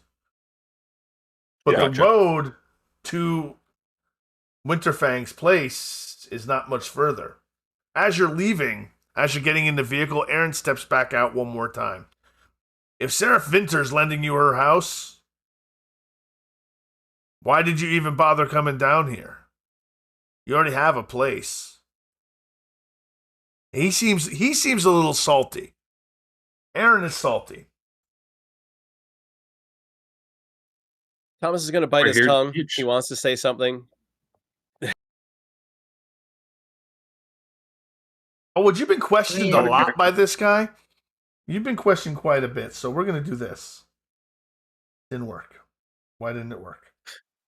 There it worked. I was pressing the wrong button.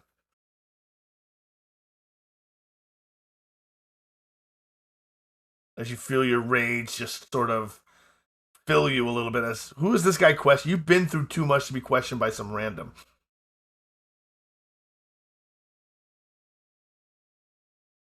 For sure. Looks like Retired's got a question there. Oh yes, Retired. Sorry, I can't see you. There's something blocking your picture. Yes, my friend. We took it because they offered it, and I kind of was under the impression that we were supposed to. Yes. I think But that's we just already this had guy. something. This dude's just being a shit. This dude's just being a shithead. Yeah, I don't know. Yeah, so if we weren't supposed to, and we already had a place, and we didn't need it, then yeah. What? Right. I agree too. Do you have any words for him, Wildwood? Anything you want to say to him? No, not so much. I think this guy needs to know that less can maybe be more as well. In fact, he's the only reason I kind of felt like we should let things cool off and move along for now. He felt like he was doing some kind of home field advantage thing on us, and we just arrived. Didn't even get to talk amongst ourselves about how we want to play any of this out. I want Oh, to we add have that. had.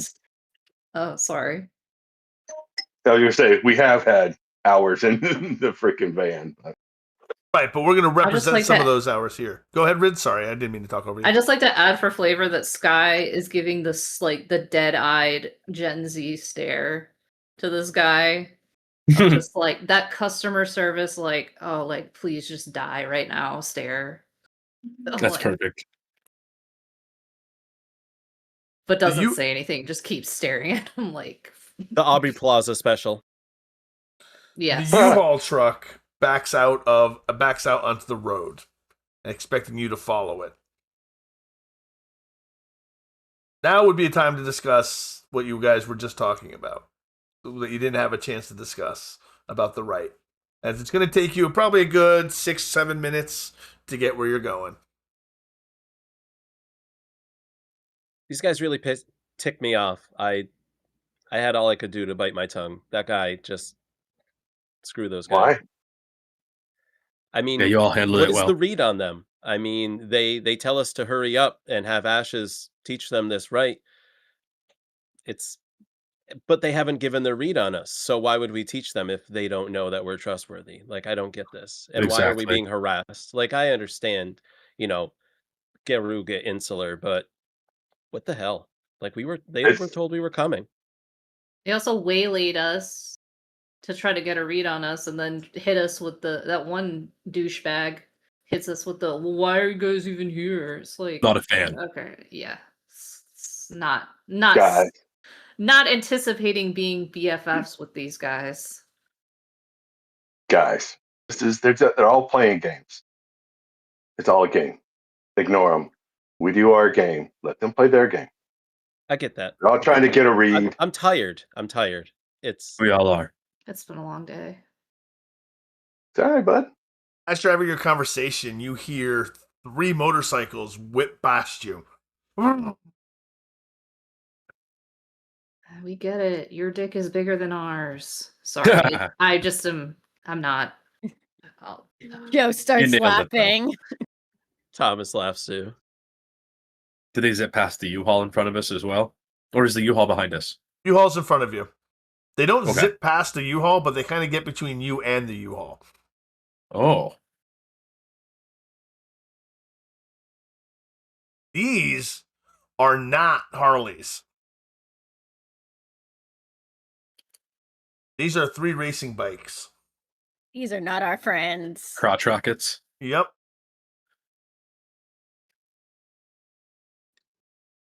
That's not the These same don't look bikes. like the guys.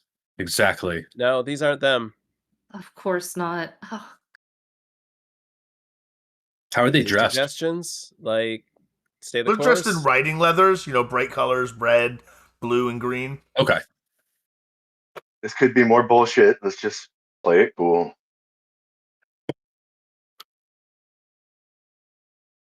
I'm a cucumber, but my patience is running thin. One of them brake checks. Keyword, Thomas, give me a drive plus dexterity check as he brake checks. Difficulty 3. He stopped Can just I in front of lend you. him a drive? Not really. Just do the wife driving thing. I love Do it. the wife driver thing, like, hey, hit your brake. 3 successes. I get it. You get Oh, it. wait, actually, no, I should have rolled a 4th die, but you know what? I got it. You got it anyway. All right, so you brake just in time as all 3 of them come to a stop. Whoa, what the hell? What's this shit now? Given my successes, can I skirt around them as they come to us? You can, but there's nowhere really to go. There's no. I mean, you can get on the shoulder if you want to go around them. They're across the road, the 3 of them? Yeah.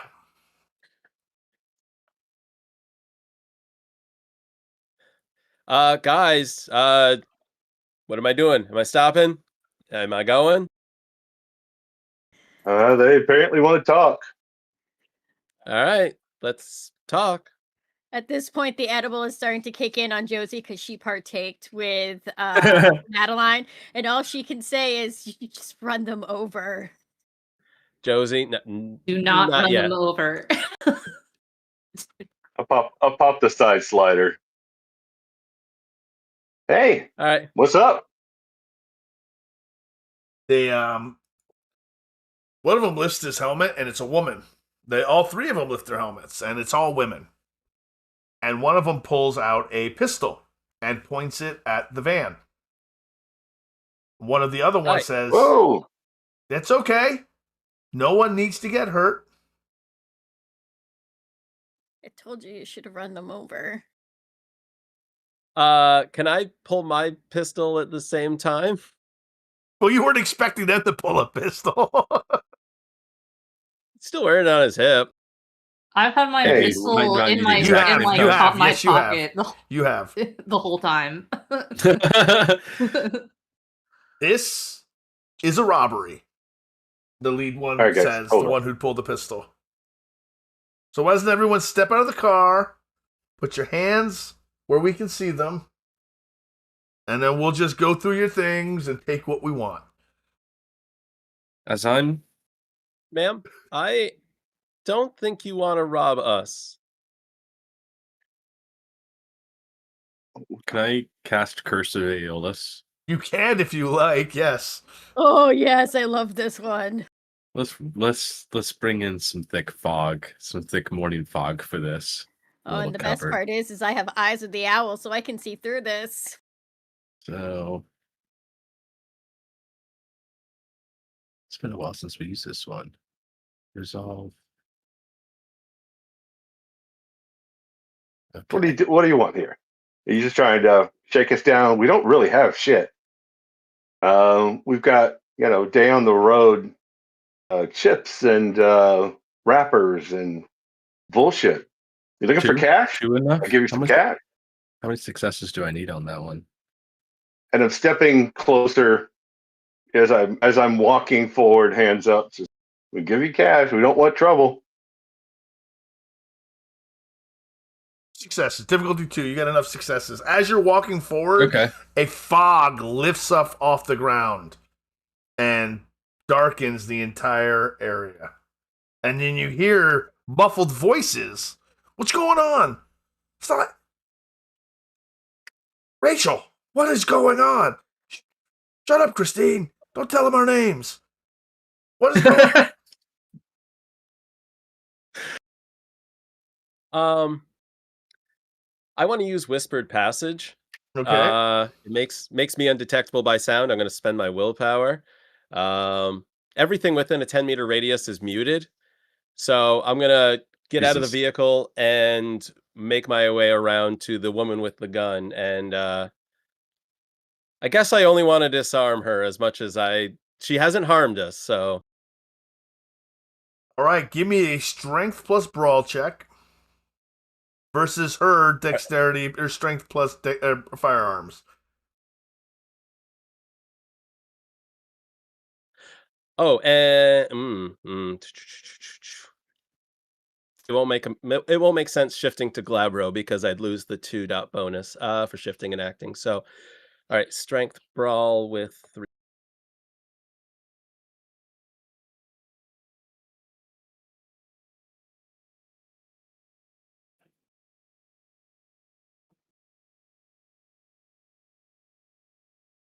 I get 4.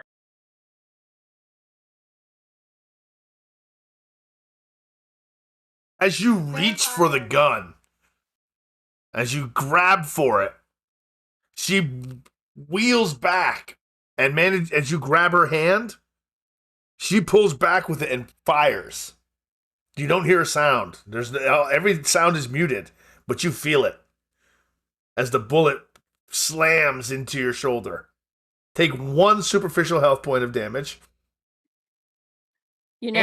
Thomas is really lucky that he did that thing, because if Josie heard that gun go off, she would be screaming and going into Krinos right about now.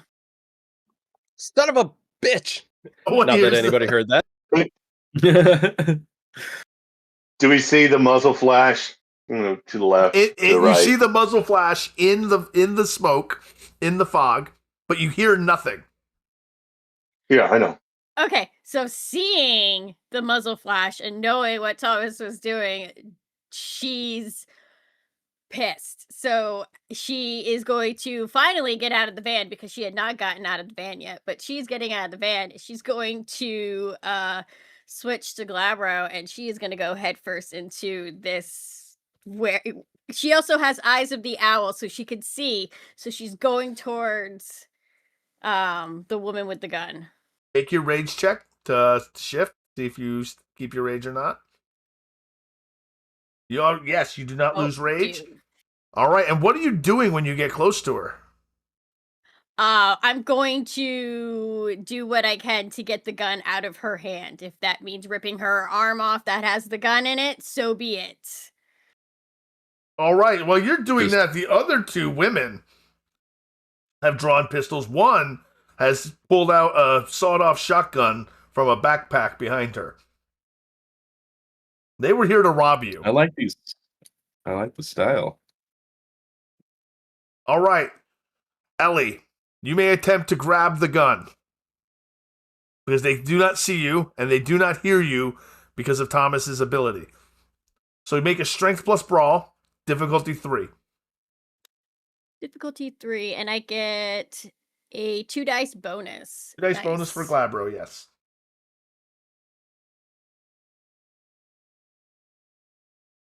I get 3. You get 3 successes. As she has fired the weapon off once, her arm is back. You manage to kind of rush up in Glabro and grab her. Oh, you actually need to re-roll that with -2 dice because you shifted to Glabro. Oh, yes, that is absolutely correct. Yep.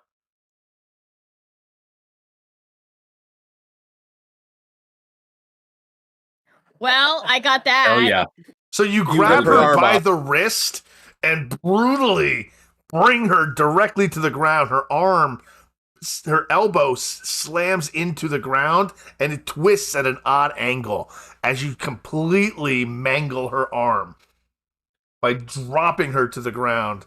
And she screams out, but she can't hear anything. The gun hits the ground, fires, and you don't hear anything. And it ricochets into the U-Haul.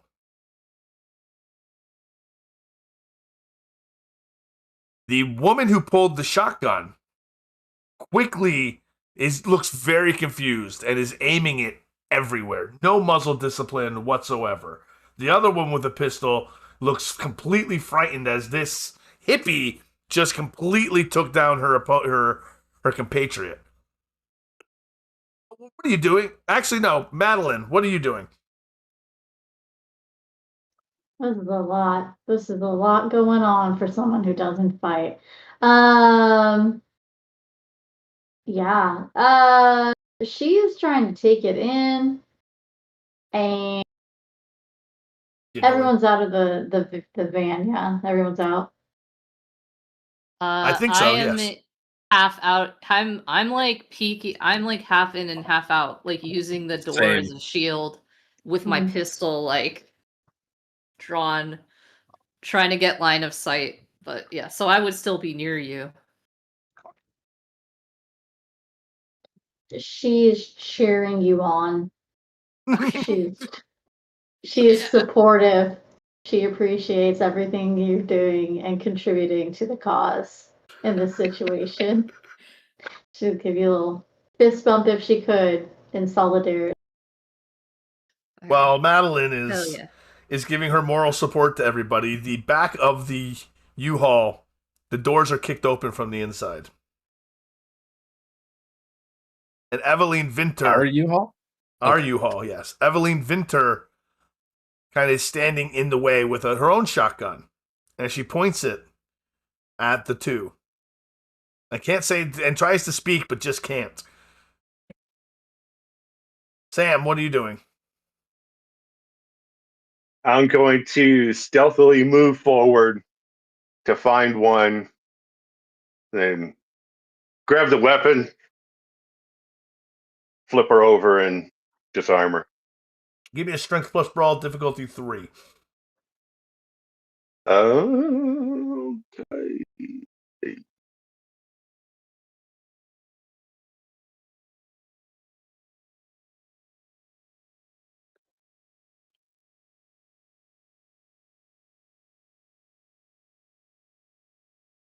Okay, so as you we grab go. her and you flip her over, not only do you manage to flip her because you got a brutal success, and you lift her off the ground and release as you're bringing her over, and just completely in the most brutal manner, you swing her and you just fling her body over the guardrail into a tree, and with a sickening thud.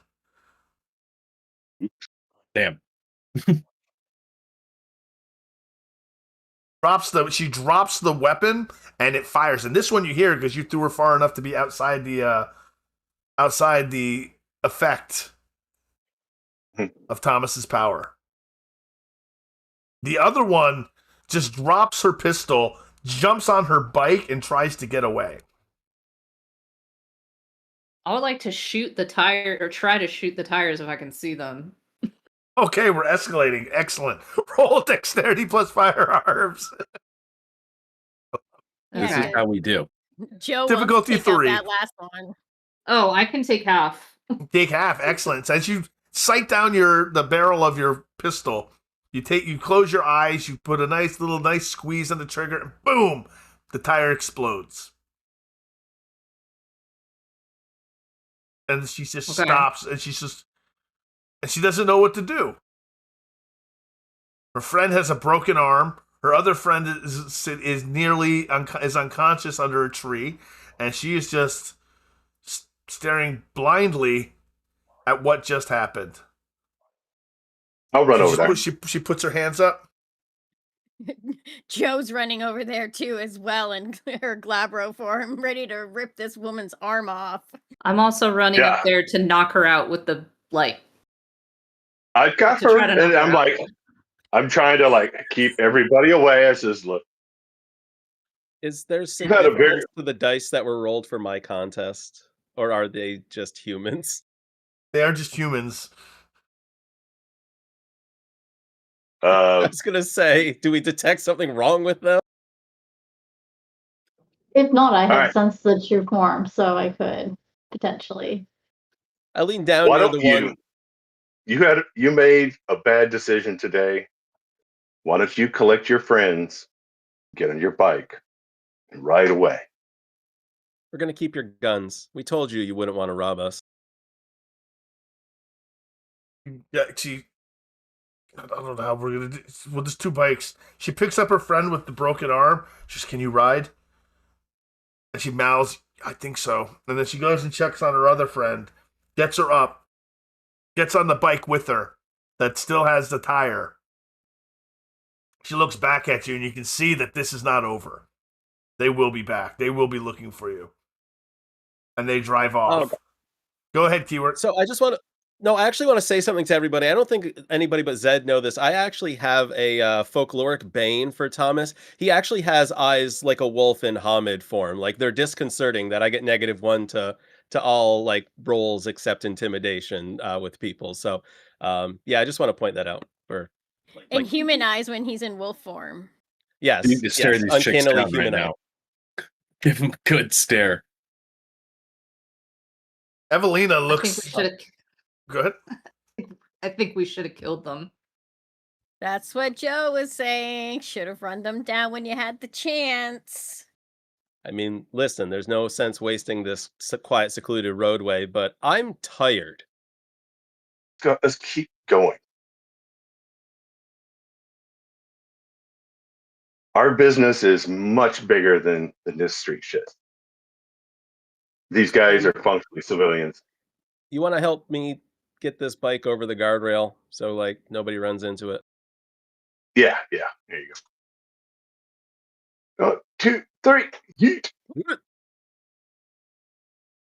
All right. Don't worry about these guys. They're nothing. Joe switches back to Hamid form finally, now that she's cooled off a little. Well, not really cooled off, but no longer in the need to want to rip somebody's arm off. Nice to know you were in the U-Haul. Did anybody get shot? Besides me? You. Evelina says no, but a bullet went through the armoire. Ah. There was a guitar in there they took around. Looked kind of new. I'm sure. Ooh. Is it too late to go get to back the place? at them? We'll deal with Not this. too late to catch him and kill him, Ashes. I don't know. Maybe news has changed things. Oh, we don't have to catch him and kill him. They're coming back to die, it sounded like. Well. Good. We can make plans for them. All right, back in the U-Haul. We'll lock you in. Let's get going. The drive east is quieter now. Not because anything is softened, but because the uncertainty has changed shape. You're no longer being trailed by people on motorcycles. The danger is gone, and you are no longer unknown. You've been looked at, measured, and passed onward under another wolf's protection. As the road narrows, traffic thins, and then stone walls and winter bare trees cut the dark into old geometries. Loudonville is known more by its posture than by any signs. Long drives, old houses, deliberate privacy, and the feeling that important things have been kept off the main road here for a very long time. The road gives way to an older kind of quiet. An iron gate stands back from the lane, heavy and deliberate, set into low stretches of stone wall and winter bare hedges. Beyond it, the drive curves inward through dark trees and open ground, long enough that the house does not reveal itself all at once. You feel the distance before you measure it.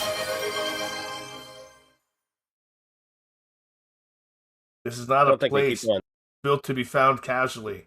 By the time your headlights catch the estate itself, you've already crossed onto its terms. The house rises broad from its stone foundation, tall windows, dark except for a few warm lights burning within. There's a deep porch, a high roofline broken by chimneys and dormers. Nothing theatrical, nothing neglected. The grounds are trimmed without being showy, the lights placed with care rather than vanity, and somewhere near the house a discreet camera lens catches a blink of reflected light as you've gone on. And thank you for the gift subscriptions, Keywork. The porch light does not feel unwelcoming, but it feels prepared. This is not a refuge dressed up as a mansion. This is a house meant to be held. And the U-Haul pulls up to a stop up in the front. And Lucian gets out, opens the back again, and helps Evelina down. And that's when the door opens. And Wildwood, Song of Ashes, and the rest of you, you notice someone who looks exactly like Mother Winterfang, except older. She stands in the doorway. Oh, go ahead, Keywork. No. I was literally just going to say that. Oh, okay. She stands in the doorway as she's already been awake for hours. And as if she expected you earlier. She's in her 70s. Silver at her temples, dressed in dark practical clothes with a heavy cardigan over a collared blouse. Reading glasses hang on a chain she almost never touches. Her posture seems exact without being too stiff. She looks to Lucian. She goes, Lucian. And he says, yes, mother? We've made it, but what took so long? I'll let them explain. Very well. There's hot food in the kitchen, Excellent. dry towels in the mudroom, and rooms ready upstairs. Whatever the Moon Court said to you can wait until you've stopped dripping on my floor. So why don't you go get changed, get something to eat, and then we can talk. Thank you, ma'am. Thank you, ma'am. My name's Marion Vintner. I'm the caretaker, and I'll be keeping this house clean and proper. Serafina says that you're to be trusted. And I believe her, of course. Make yourselves at home. Highest of praise. Mi casa, su casa. ¿Se habla español? No. Okay. I'm Does already in she the kitchen. smoke or use tobacco in any of her rites? Her? You don't smell tobacco on her at all. She smells like No. old person who doesn't smoke menthol cigarettes. No. Just wondering. Yep. Because usually when you come and you meet an elder and stuff, if they use tobacco in their rites or smoke, you always bring pack. So she looks at you. Serafina owns the trouble, but I keep the house and I'm ready for it. The heat hits you as soon as the door closes behind you. She's been keeping the house warm. It was probably a cool 52 degrees outside. It's a nice, even 72, a little balmy inside. Jesus God.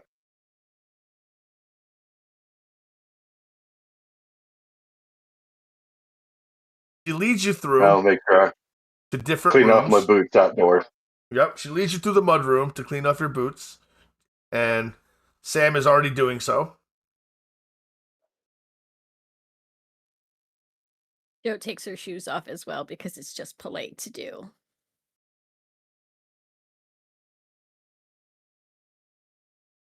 Yeah, I'll do the Same. same. Thomas also takes his shoes off at the in the mudroom. Madeline follows suit.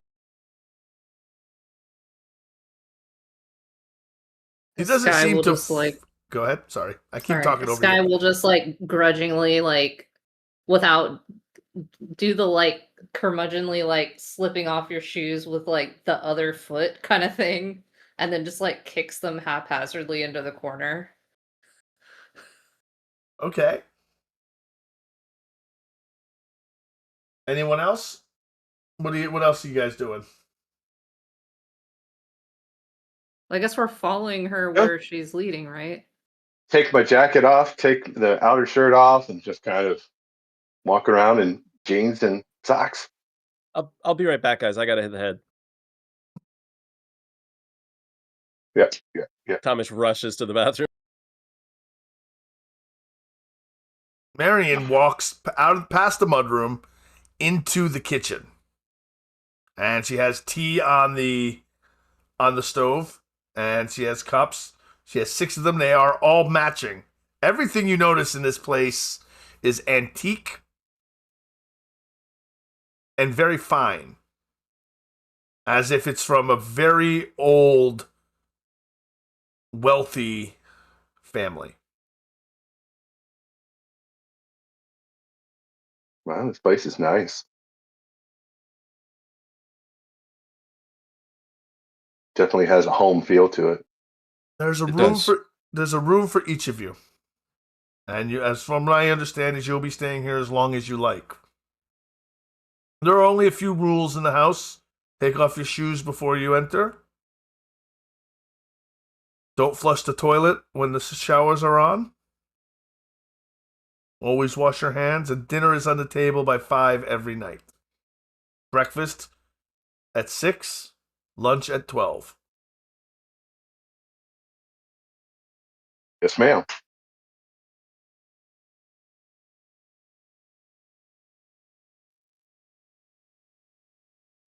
What will you need for what can I do to accommodate you while you're here?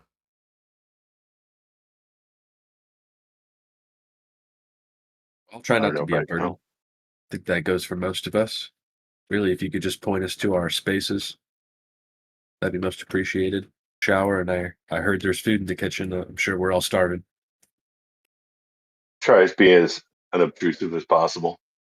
I'm sure we'll have plenty of questions as time passes, but right now I think Thomas comes out of the bathroom wiping his washed hands on his pants. Ma'am, Miriam, I'm Thomas. My mother named me Thomas, but I was named Moves Behind the Sky. It's a pleasure to meet you. Thank you. I think I overheard, I think you've given us everything we need, but maybe you can help us understand the others we met tonight.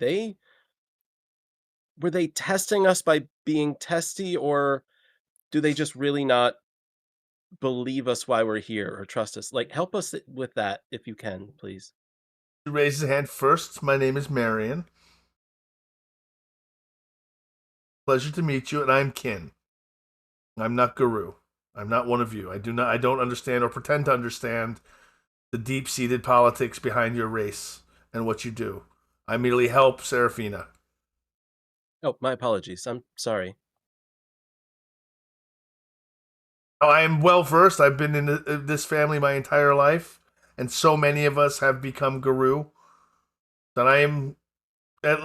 You don't have to hide what you are around me.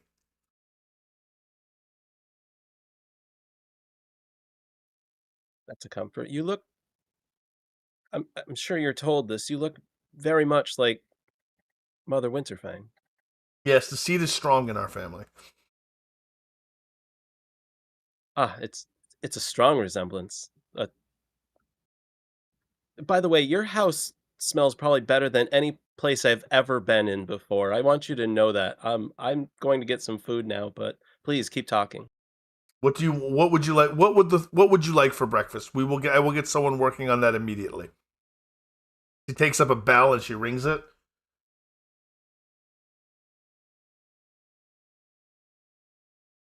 Me? Well, if nobody's going to speak up, I mean, I'm happy with toast and an egg, but what are you offering? Like, We do have a chef. Ooh, a Omelets, chef. perhaps? French toast, maybe? Mhm. Bacon, Just get some gravy. please. Eggs Benedict. Ooh, eggs Benedict. As you're deciding on breakfast, a serving person, not a servant, a serving person steps in and starts taking notes of everything you're saying, and moves into the kitchen and begins whipping up breakfast based to your order. Marion collects your shoes and things from you and says they're hot showers. Each room has its own bathroom. You will find at least 6 rooms, 5 if you need them. Each room has a bathroom. Feel free to come and go as you like. I am not your mother. I will not question you. The staff will take care of you to the best of their ability. It's so appreciated. Thank you so much. Yes, thank you. Who I'm gonna runs sure head towards my security spot. for you? Do you have anybody that kind of looks after the security side of things, or? That would be me. I maintain the IP cameras. Are they inside and outside? Inside, outside, and on the road. We have a very long drive. You are safe here. As safe as you can be, I suppose. Is it It's close to the port? 2026.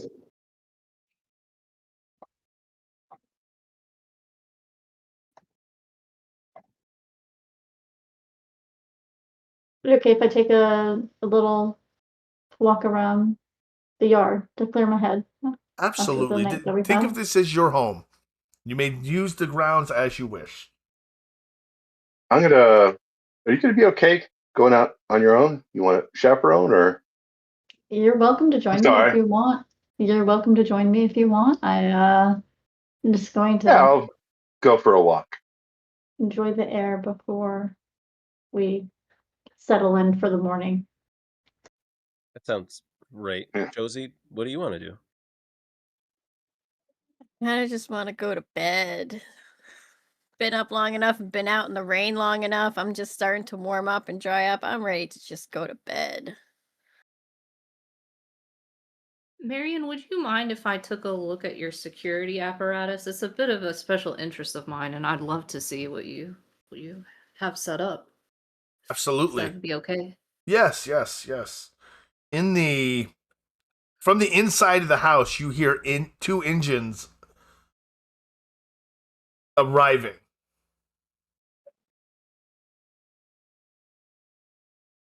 There are 2 vehicles arriving.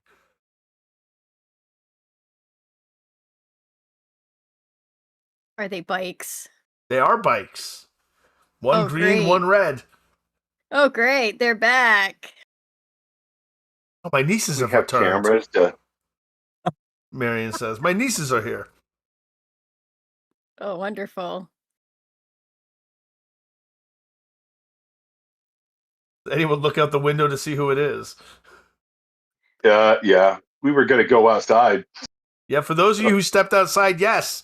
The 3 bikers who tried to rob you have just pulled up and have parked the bike and seem to be walking into the home. If Josie, Madeline sees them, she'll wave, be like, hello again. Yeah, it's Josie, I exactly. told you it's a good thing we didn't kill them.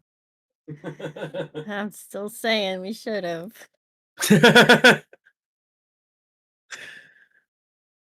What happened to you? Where's your bike? Marion says. We don't want to talk about it. The lead robber says. Are they looking at us and noticing us and who we are right now? They Exactly. are. They're kind of being very quiet about it. They're kind of looking pretty sheepish about Madeline this. has a shit-eating grin on her face. She's so stoked for this. Rachel, what happened? Marion says. We It tried to was just rob. We eyeball. tried to rob them. We picked the wrong people to rob. I told you. I thought we discussed crime and coming back home once you've done it. Get inside, get some food. I'll tend to your arm. Just go. You'll need While to you're at it- excuse my nieces. I apologize for them. They're So rowdy. do I need to point out to Miriam that I was shot in the shoulder? You can't. No, it's probably healed by now. Oh yeah, that's true. Yeah, it's healed by this point. It's only She messed up your superficial. shirt though. Yeah. Thanks, your niece, ruined my shirt at the very least. I'll have a talk with them. I'll tell them to pick their targets better. Tell them don't shit where they eat. Tell them maybe listen when they're advised that they're robbing the wrong group of people. Usually people who say that mean it. Learning experience. I'll take that into consideration. Thanks They again won't for your bother you too much. They hospitality. don't live here. They have their own apartment, but they do come here from time to time, so you will see them. It's all good. I'm not worried about them bothering us again. Yeah, I'm gonna go for the walk now. So I will see y'all in the view. All right. So I'm going to go to Rydia first because Sky was looking at the cameras. What are you looking for? What kind of are you looking for? Specific security? Yeah, I'm like trying to like assess like how good of a setup it is, what areas of the house are like well covered, what areas have blind spots, and how easy it would be to like hack the system or like get access to the data from elsewhere, I guess. All right, give me an intelligence plus technology test, difficulty 3. Okay, I can definitely take half. All right, so you take half. First thing you notice is there's redundant cameras on every corner of the building, and there's multiple corners because it's not just a rectangular shaped building. It's got wings, it's got an L, but there are redundant cameras on each corner. But it's not a super high tech system. So as long as they know the IP address, they could probably get in and view and turn off cameras if they knew the password, if they could get through. So it is secure. It is a good safety net, but it is vulnerable to infiltration. Yeah, I think she'd be like making notes on like how to like cheaply improve. Like, okay, are you changing the password regularly? Like, have you considered like 3, 2, Are 1. you considering doing things to mess with the IP address or making it hard to access? Like taking little notes on like what could be improved. Okay, excellent. And what VPN. are Madeline and Sam doing on the walk? I was also interested in the tech component. I just wanted to see how it was. But I don't know.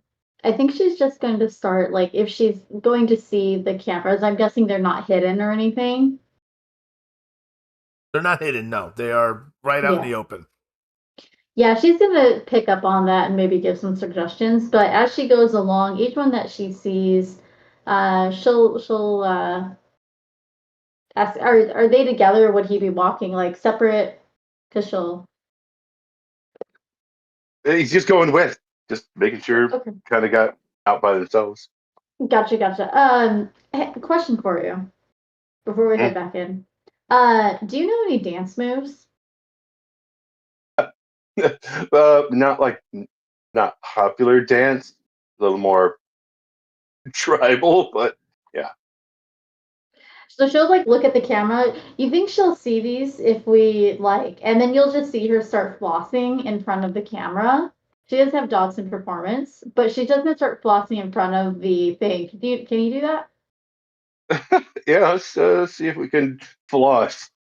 Okay. You're seeing this as you're going over the tech.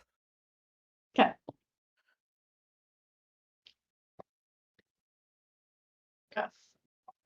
So they're flossing on camera. Yeah, I assume I'm like making notes and then I do a double take like, okay. Like Freaking weird group. Going back to my notes. Madeline's gonna go around the perimeter, and she's just gonna do that to see like how, whatever, because she'll know that that's a very atypical thing to maybe see. So she's going to use that as a, I don't want to say litmus test, but like a fact checking. Like, so did you see this? Anything weird? Okay, let's see. And then she'll make her way back in. Yep. Nice moves. Very interesting. Who's all Maddie is not me. Mhm. This is my first flossing. So I just wanted to see how the system was, and I didn't know if it was like closed loop or anything. I'm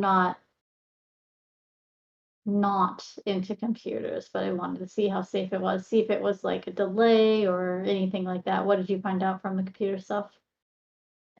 I think it does a pretty good job of covering the property, but it's not the most, high tech thing. It's definitely got some vulnerabilities in terms of like somebody be able to access it remotely and turn off certain cameras unless some things are tweaked a bit, but I think it's a decent starter. Yeah. I had the same thought. If I can see the camera can see me, but if I can see it well enough that I can do a dance, maybe it might behoove her, where security is concerned, to maybe conceal them or make them a little less obvious, like put them in a birdhouse or something, That can wait for another day. Beth is going to go ahead. get some grub and go shower and crash. Before you crash, Marion walks back in. She goes, "Something was left for you, for the six of you, by the river teeth. One of the Garou packs here. She opens up the box, and inside the box are shrink wrapped Samsung phones.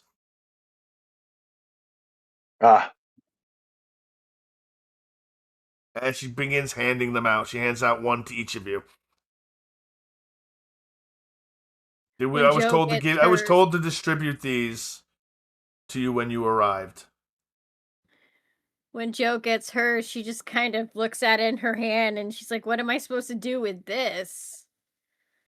I just hand mine over to no. I think Sky just extends her hand, like, give me the phones. Just hand Sky the phone. It's kind of like, here you go. And she wants to like check them for, are they like, have they been tampered with at all to like skim our messages and like stuff like that. When you fire one up, it does not fire up with a normal Android operating system. It loads up. It says SEPTNet on top, secure node, and it has a list of apps. Okay.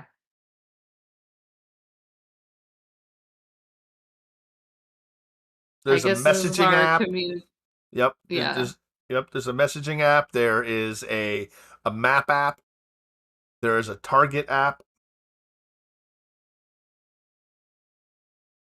I'll just hand it back and I'll be like, I guess this is for SEPT related things, but anything personal, I wouldn't use this. Well, that's fine. I don't use cell phones anyway. Okay, well, but I guess I have to use it as a paperweight. I'll just hand it back to everybody. How secure is SEPTNet? You would probably know better, way better than I. Would you know? Are they keeping tabs on us with these? Like, what do I know about it? Can I roll to see how much I know about Absolutely. it? Give me there's one of two rolls you can make. You can either make a wits plus a technology or an intelligence plus occult. Okay, wits plus technology is 8 for me. Take half on that. You can take half on that. Okay. Looking through the phone in your hand, there's no physical security on it that you can find. It has there's no physical layer, no hardware layer of security. There's no antivirus. There's nothing like that. built into the phone at all. It appears to be completely and 100% unsecure from a technological standpoint. Okay, I'll pass that along. Like from a tech standpoint, they have done nothing to secure these. I don't know. Maybe Madeline would be able to examine if there's something going on, like spiritual means or something. But technologically, this is actually extraordinarily unsafe. I could see about having somebody write up an APK for them. I mean, what is this? Who loaded these? What is this? I mean, I could do something on my own. I'm just wondering if they've somebody tweaked with it in a non-technical sense, if you know what I mean. Joe looks at her phone and kind of flips it over and is like, you mean something occultish? Yeah, Hmm, it's not really my wheelhouse. that's kind of my wheelhouse. I dabbled. Does anyone use penumbral sense?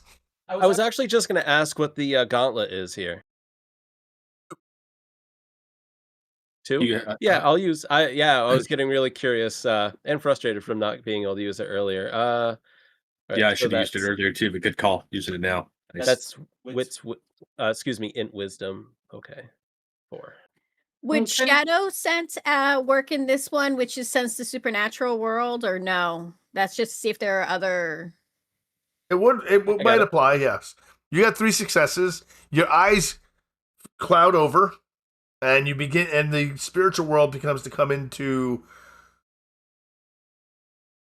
clarity for you. And you see on the phone, you see a spider made of technology, made of various forms of technology, computer chips, and it's attached to the phone. And you see all the phones are attached, and each phone has its own little spider on it. And each phone is attached by a strand of what appears to be silk. Guys, it's spiritual. If you could see it, they're connected. They're directly connected. It's technology spirits. They're interwoven is the best way to put it. I don't believe they're running on cell networks. So I think they can tell where we are, but at the same time, it's information sharing. Same rationale applies. Use it for stuff-related things, nothing personal, nothing you don't want. Used to still pick up burners and stuff like that. Yeah. Right, exactly. And you don't want people knowing where you are. Might want to leave it at home. Well, if one of us has it, they know where we are. But yeah, don't put anything on this that you don't want everybody on the network knowing. But can't we put it like in a Faraday bag? You mean like a tinfoil bag? Yeah. This crosses through the Umbra, so a mundane bag wouldn't. It'd keep the phone dry. That's about it. Marianne still speaks up connected. because they all carry these. Everywhere they go, we see them. Every one of them, Okay. when they have their parties, they always have them, and they're always out on them and touching them and doing things with them.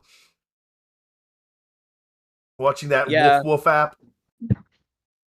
Yeah, I'm not one to trust the Weaver or things of the like, which I disengage my prenumbral senses because it makes them a little uncomfortable to see it. But they are useful, so I get that. But they make people into zombies, so use it for its uses like a tool and put it away when you're not. I mean, that's just me. I don't like them. Yeah, sure thing, Dad. Well, He just gives him a look that says, "Really." I just don't know if I It is necessarily, To the young guy. Mhm. given the welcome we've had so far, I just don't know if I need people with access to my location and what I've been up to. But everybody do what they want. While you're Yeah, having a anything else? discussion, I'm going to bed. well, as you're deciding to go to bed, the cook returns and says, "Breakfast is served. You may go to breakfast or you may go to bed, but we are ending scenes on that note." Yeah. We'll have breakfast and then go shower. Go. That sounded good. I want that in real life now. All right. Good job. Thank you, everyone. Thank you. Let's do our outros. And first, I'm going to award 3 XP to everybody. That's where we start first. 3 experience points. Now I want to go around the table, and we're going to start with Rydia, and I'm going to ask each player 4 questions. What you liked, your favorite scene of the night, your favorite RP of the night, and did your character achieve their desire? So first, Rydia. What you liked, your best scene of the night, best RP, and did you achieve your desire? So let's see. My favorite scene was us messing up the 3 idiots who decided to rob us. I thought that was very funny because they were just like biting off way more than they could chew, and that was delightful. And I really loved the role play of like Thomas / Keywork. Like, this is like random, but when we pulled into the convenience store and the role play between like him and Joe being excited to like be back home and like try the ice cream and stuff like that, I thought was really cute, like little detail, and that was probably my favorite thing. Followed by the popping and locking by Madeline and Sam outside. And then my least favorite thing, I didn't really have a least favorite thing. I had a good time. And did I achieve my desire? Probably no, I don't think I did. I think Let me pull them up. the wolf running around the bridge probably. I think the wolf pretending to be a dog, but it's definitely a wolf running around the bridge, probably did not keep a low profile from. I mean, maybe the civilians were too traumatized to notice, but I think like the other sub members probably noticed all of us, so Okay. it is what it is. Awesome. All right. Wildwood. What you liked? Best scene. Oh man. Best role play. gosh. And did you achieve your goal? Your desire? It was a good one today. I had a great time, and I feel like, let's see. I think Biddy really nailed it with the best scene and the best role plays there. Thomas really jumped into character, and I had a lot of fun with the with all the dancing and craziness that went on. I also shout outs to our storyteller, because I love the role playing of the what was his name? The guy when we got to our first was supposed to be our final destination, but they kind of cut us off, and the guy started giving us attitude. Oh, that was Aaron. Aaron, yeah, that was great. I love having those kind of people to stir the pot and get us all riled up, and that worked wonders. That was very good. The scene where we got to fight the bikers was great. I didn't expect that to turn into a fight scene for some reason, but it was nice to get to use my Curse Aeolus power and then see everyone just kind of jump into things. Especially we had that as a situation where people couldn't see or hear. That was crazy how many senses we dueled in that fight. Yeah, only regret is that someone didn't just like reach over one of their shoulders and pull the throttle on their motorcycle and just send them zipping off. I feel like I thought someone was going to make that happen, but it didn't. But that's just how it goes. Yeah, I thought they hopped off. Yeah. But that was fantastic. I loved it.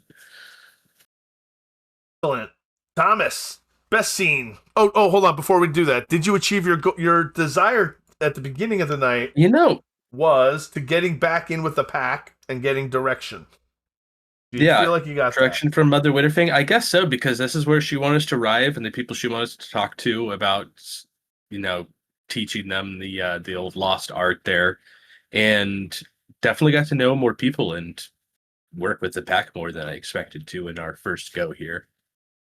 Excellent. So you heal a superficial willpower damage. Cool. So that means any willpower you use, you get back at least one of them. All right, that brings us to Thomas. Best scene, best role play, what you liked, and did you achieve your desire?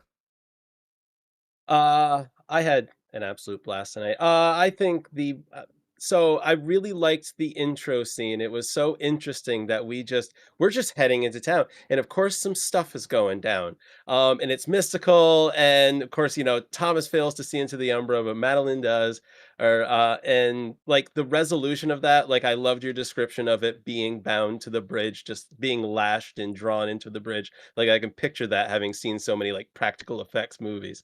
Uh, Best role play. So I just first of all, it it was the little one where Sky was using cover under around the door, and Madeline's just like, "Go team," like I just loved that. Like it sounds kind of silly, but like in the moment, it was just perfect. I love the way it was played off. But otherwise, I do want to say, just like everybody tonight was my favorite role play, like the entire thing, because everybody established their characters just hands down, and you playing so many characters, it's just, I mean, everybody was Thank you. wonderful. And how about your desire? My desire, I did achieve it. I feel I made inroads, at least some way. He held his tongue um, when the jackass was goading them, and was gracious to Miriam. And yeah, nothing I disliked. I love tonight. This was wonderful. I can't wait for more of this. Excellent. That brings us to Ellie. Tell me what you liked, your best scene, best role play, and did you achieve your goal of get to know a new pack and sniff them out? Well, first off, my desire, no, wait, yes, I did. I kind of got to sniff out the ones that were at the house. She got to eyeball a couple of them, but so tonight was a lot of fun. And what I really enjoyed the most was when the bikers showed up at the house after we had kicked their asses. Like I broken one of their arms in Glabro, and I was ready to kill the other two, and they just show up at the place and are like, we didn't do anything. So that was absolutely wonderful. My favorite role play, all of them were great. I did like, Song of Ashes, talking to the people at the house, the ones that we first met, Aaron and all of them, like seeing him kind of be a leader when we're all new to this group was, it was nice. I enjoyed it. And yeah, I think that's everything. Excellent. Sam, get everyone settled, learn about your companions was your desire. What was your best role play, your best scene, and your favorite thing of the night? It was all great. I really liked our time in the van. I really liked the time at the convenience store. Those were really good. The That was a really quick thinking. I think one of the best parts was the dropping of the silence, and that is like, oh crap, and everything just kind of blew up and went crazy, and it was fun seeing our young hotheads being hot-headed, and it's like, oh, keep these kids from murdering everybody. So, but it was great. It was awesome. How about your goal? How do you think you achieved your desire? I think so. Get everyone settled, learn about your companions. I think you achieved that. You didn't spend any willpower this session, so it doesn't really matter, but you did achieve your desire. And that brings us to our newest player at our table. Everybody, I'd like to introduce everyone to Rebecca. She's been playing Madeline. We're going to ask her the questions. We do this every game. What you liked, your best scene, your best role play, and did you achieve your desire? Yeah, so many good scenes. I agree that with the intro scenes being my favorite, because I got to just jump in and you get to see how people will react right off of the bat. Which I love about the World of Darkness. You're not just starting in a tavern and getting a quest to go somewhere. You are the quest. This is happening right now. So I love that. And I think the scene from that was also optimal. Like just the idea of how it was, the bridge was a mimic. I don't know, the spirit. I don't know what was going on, but there's eyes and there's tendrils and there's a lot going on. and it is what Werewolf the Apocalypse is, and I like that about it. And the RP, I think the idea, I forget who it was because this is 2.5 hours ago, 3 hours ago. There was someone saving someone from a car off the bridge. Yeah. Yeah. Yep. Micah. Yeah. Yep. Yeah. So that part, I was like, oh, this is nice. I'm trying to slash tires and other people are saving people, but it's fine. Yeah, I like that because I was like, you never know how people are going to, interact with humans, and so it's like, oh, okay, some of us are saving people. That's good. Okay, that's good. Like that. And did I get my desire? I said, yeah. I went around. I did a perimeter check and saw some ways that there could be some improvements. Excellent. You were amazing. I'm going to start because I do my outro too, and you were amazing tonight, Rebecca. Thank you so much for joining our table. We really appreciate having you here, and you did a great job. Thank you so much. Rids, of course, always amazing. Wildwood, great to see Song of Ashes again. Keywork, loving Thomas. Same thing with Josephine. And Sam is great. My favorite part of the night was how quickly everybody kind of like got into it. There was a little bit of a slowdown at first, but once the chemistry started going, everything started rolling, and it was great. My favorite scene of the night is a mix between the bikers trying to rob you and the bridge scene. Both of those, I think, are probably my favorite. But my favorite role play is I'm going to go with the interactions at Stewart's because it felt real. It felt really real. I've already given out 3 XP for the week. I'm going to try to find someone so we can raid out to. Let's see. Anyone have any ideas of where we should raid? I should have been looking. Not this time. Not at this hour. Let me try this one. Let's see what the Let's see how long categories- they're on. Let's see how long this group's been on. If they've 4 hours, nope, that's not going to work. I It's a say little ways I in. follow someone who's doing Dungeons and Dragons right now, and That's fine. yeah, they've only been going for an hour and 40. It's crits and grins, so CRITS and grins. And grins. Okay. Fun We name. will raid out to crits and grins, and I will see you all on Let's Monday for Vampire, and then again on Saturday, again on Friday for Vampire, and then again next Saturday for more Werewolf. All right, everybody, stick Thank with you us for through the running. credits, and we will see you shortly. Have a good one, everybody. Bye. Thank you, guys. Bye. Bye. Love you guys. Have a good night.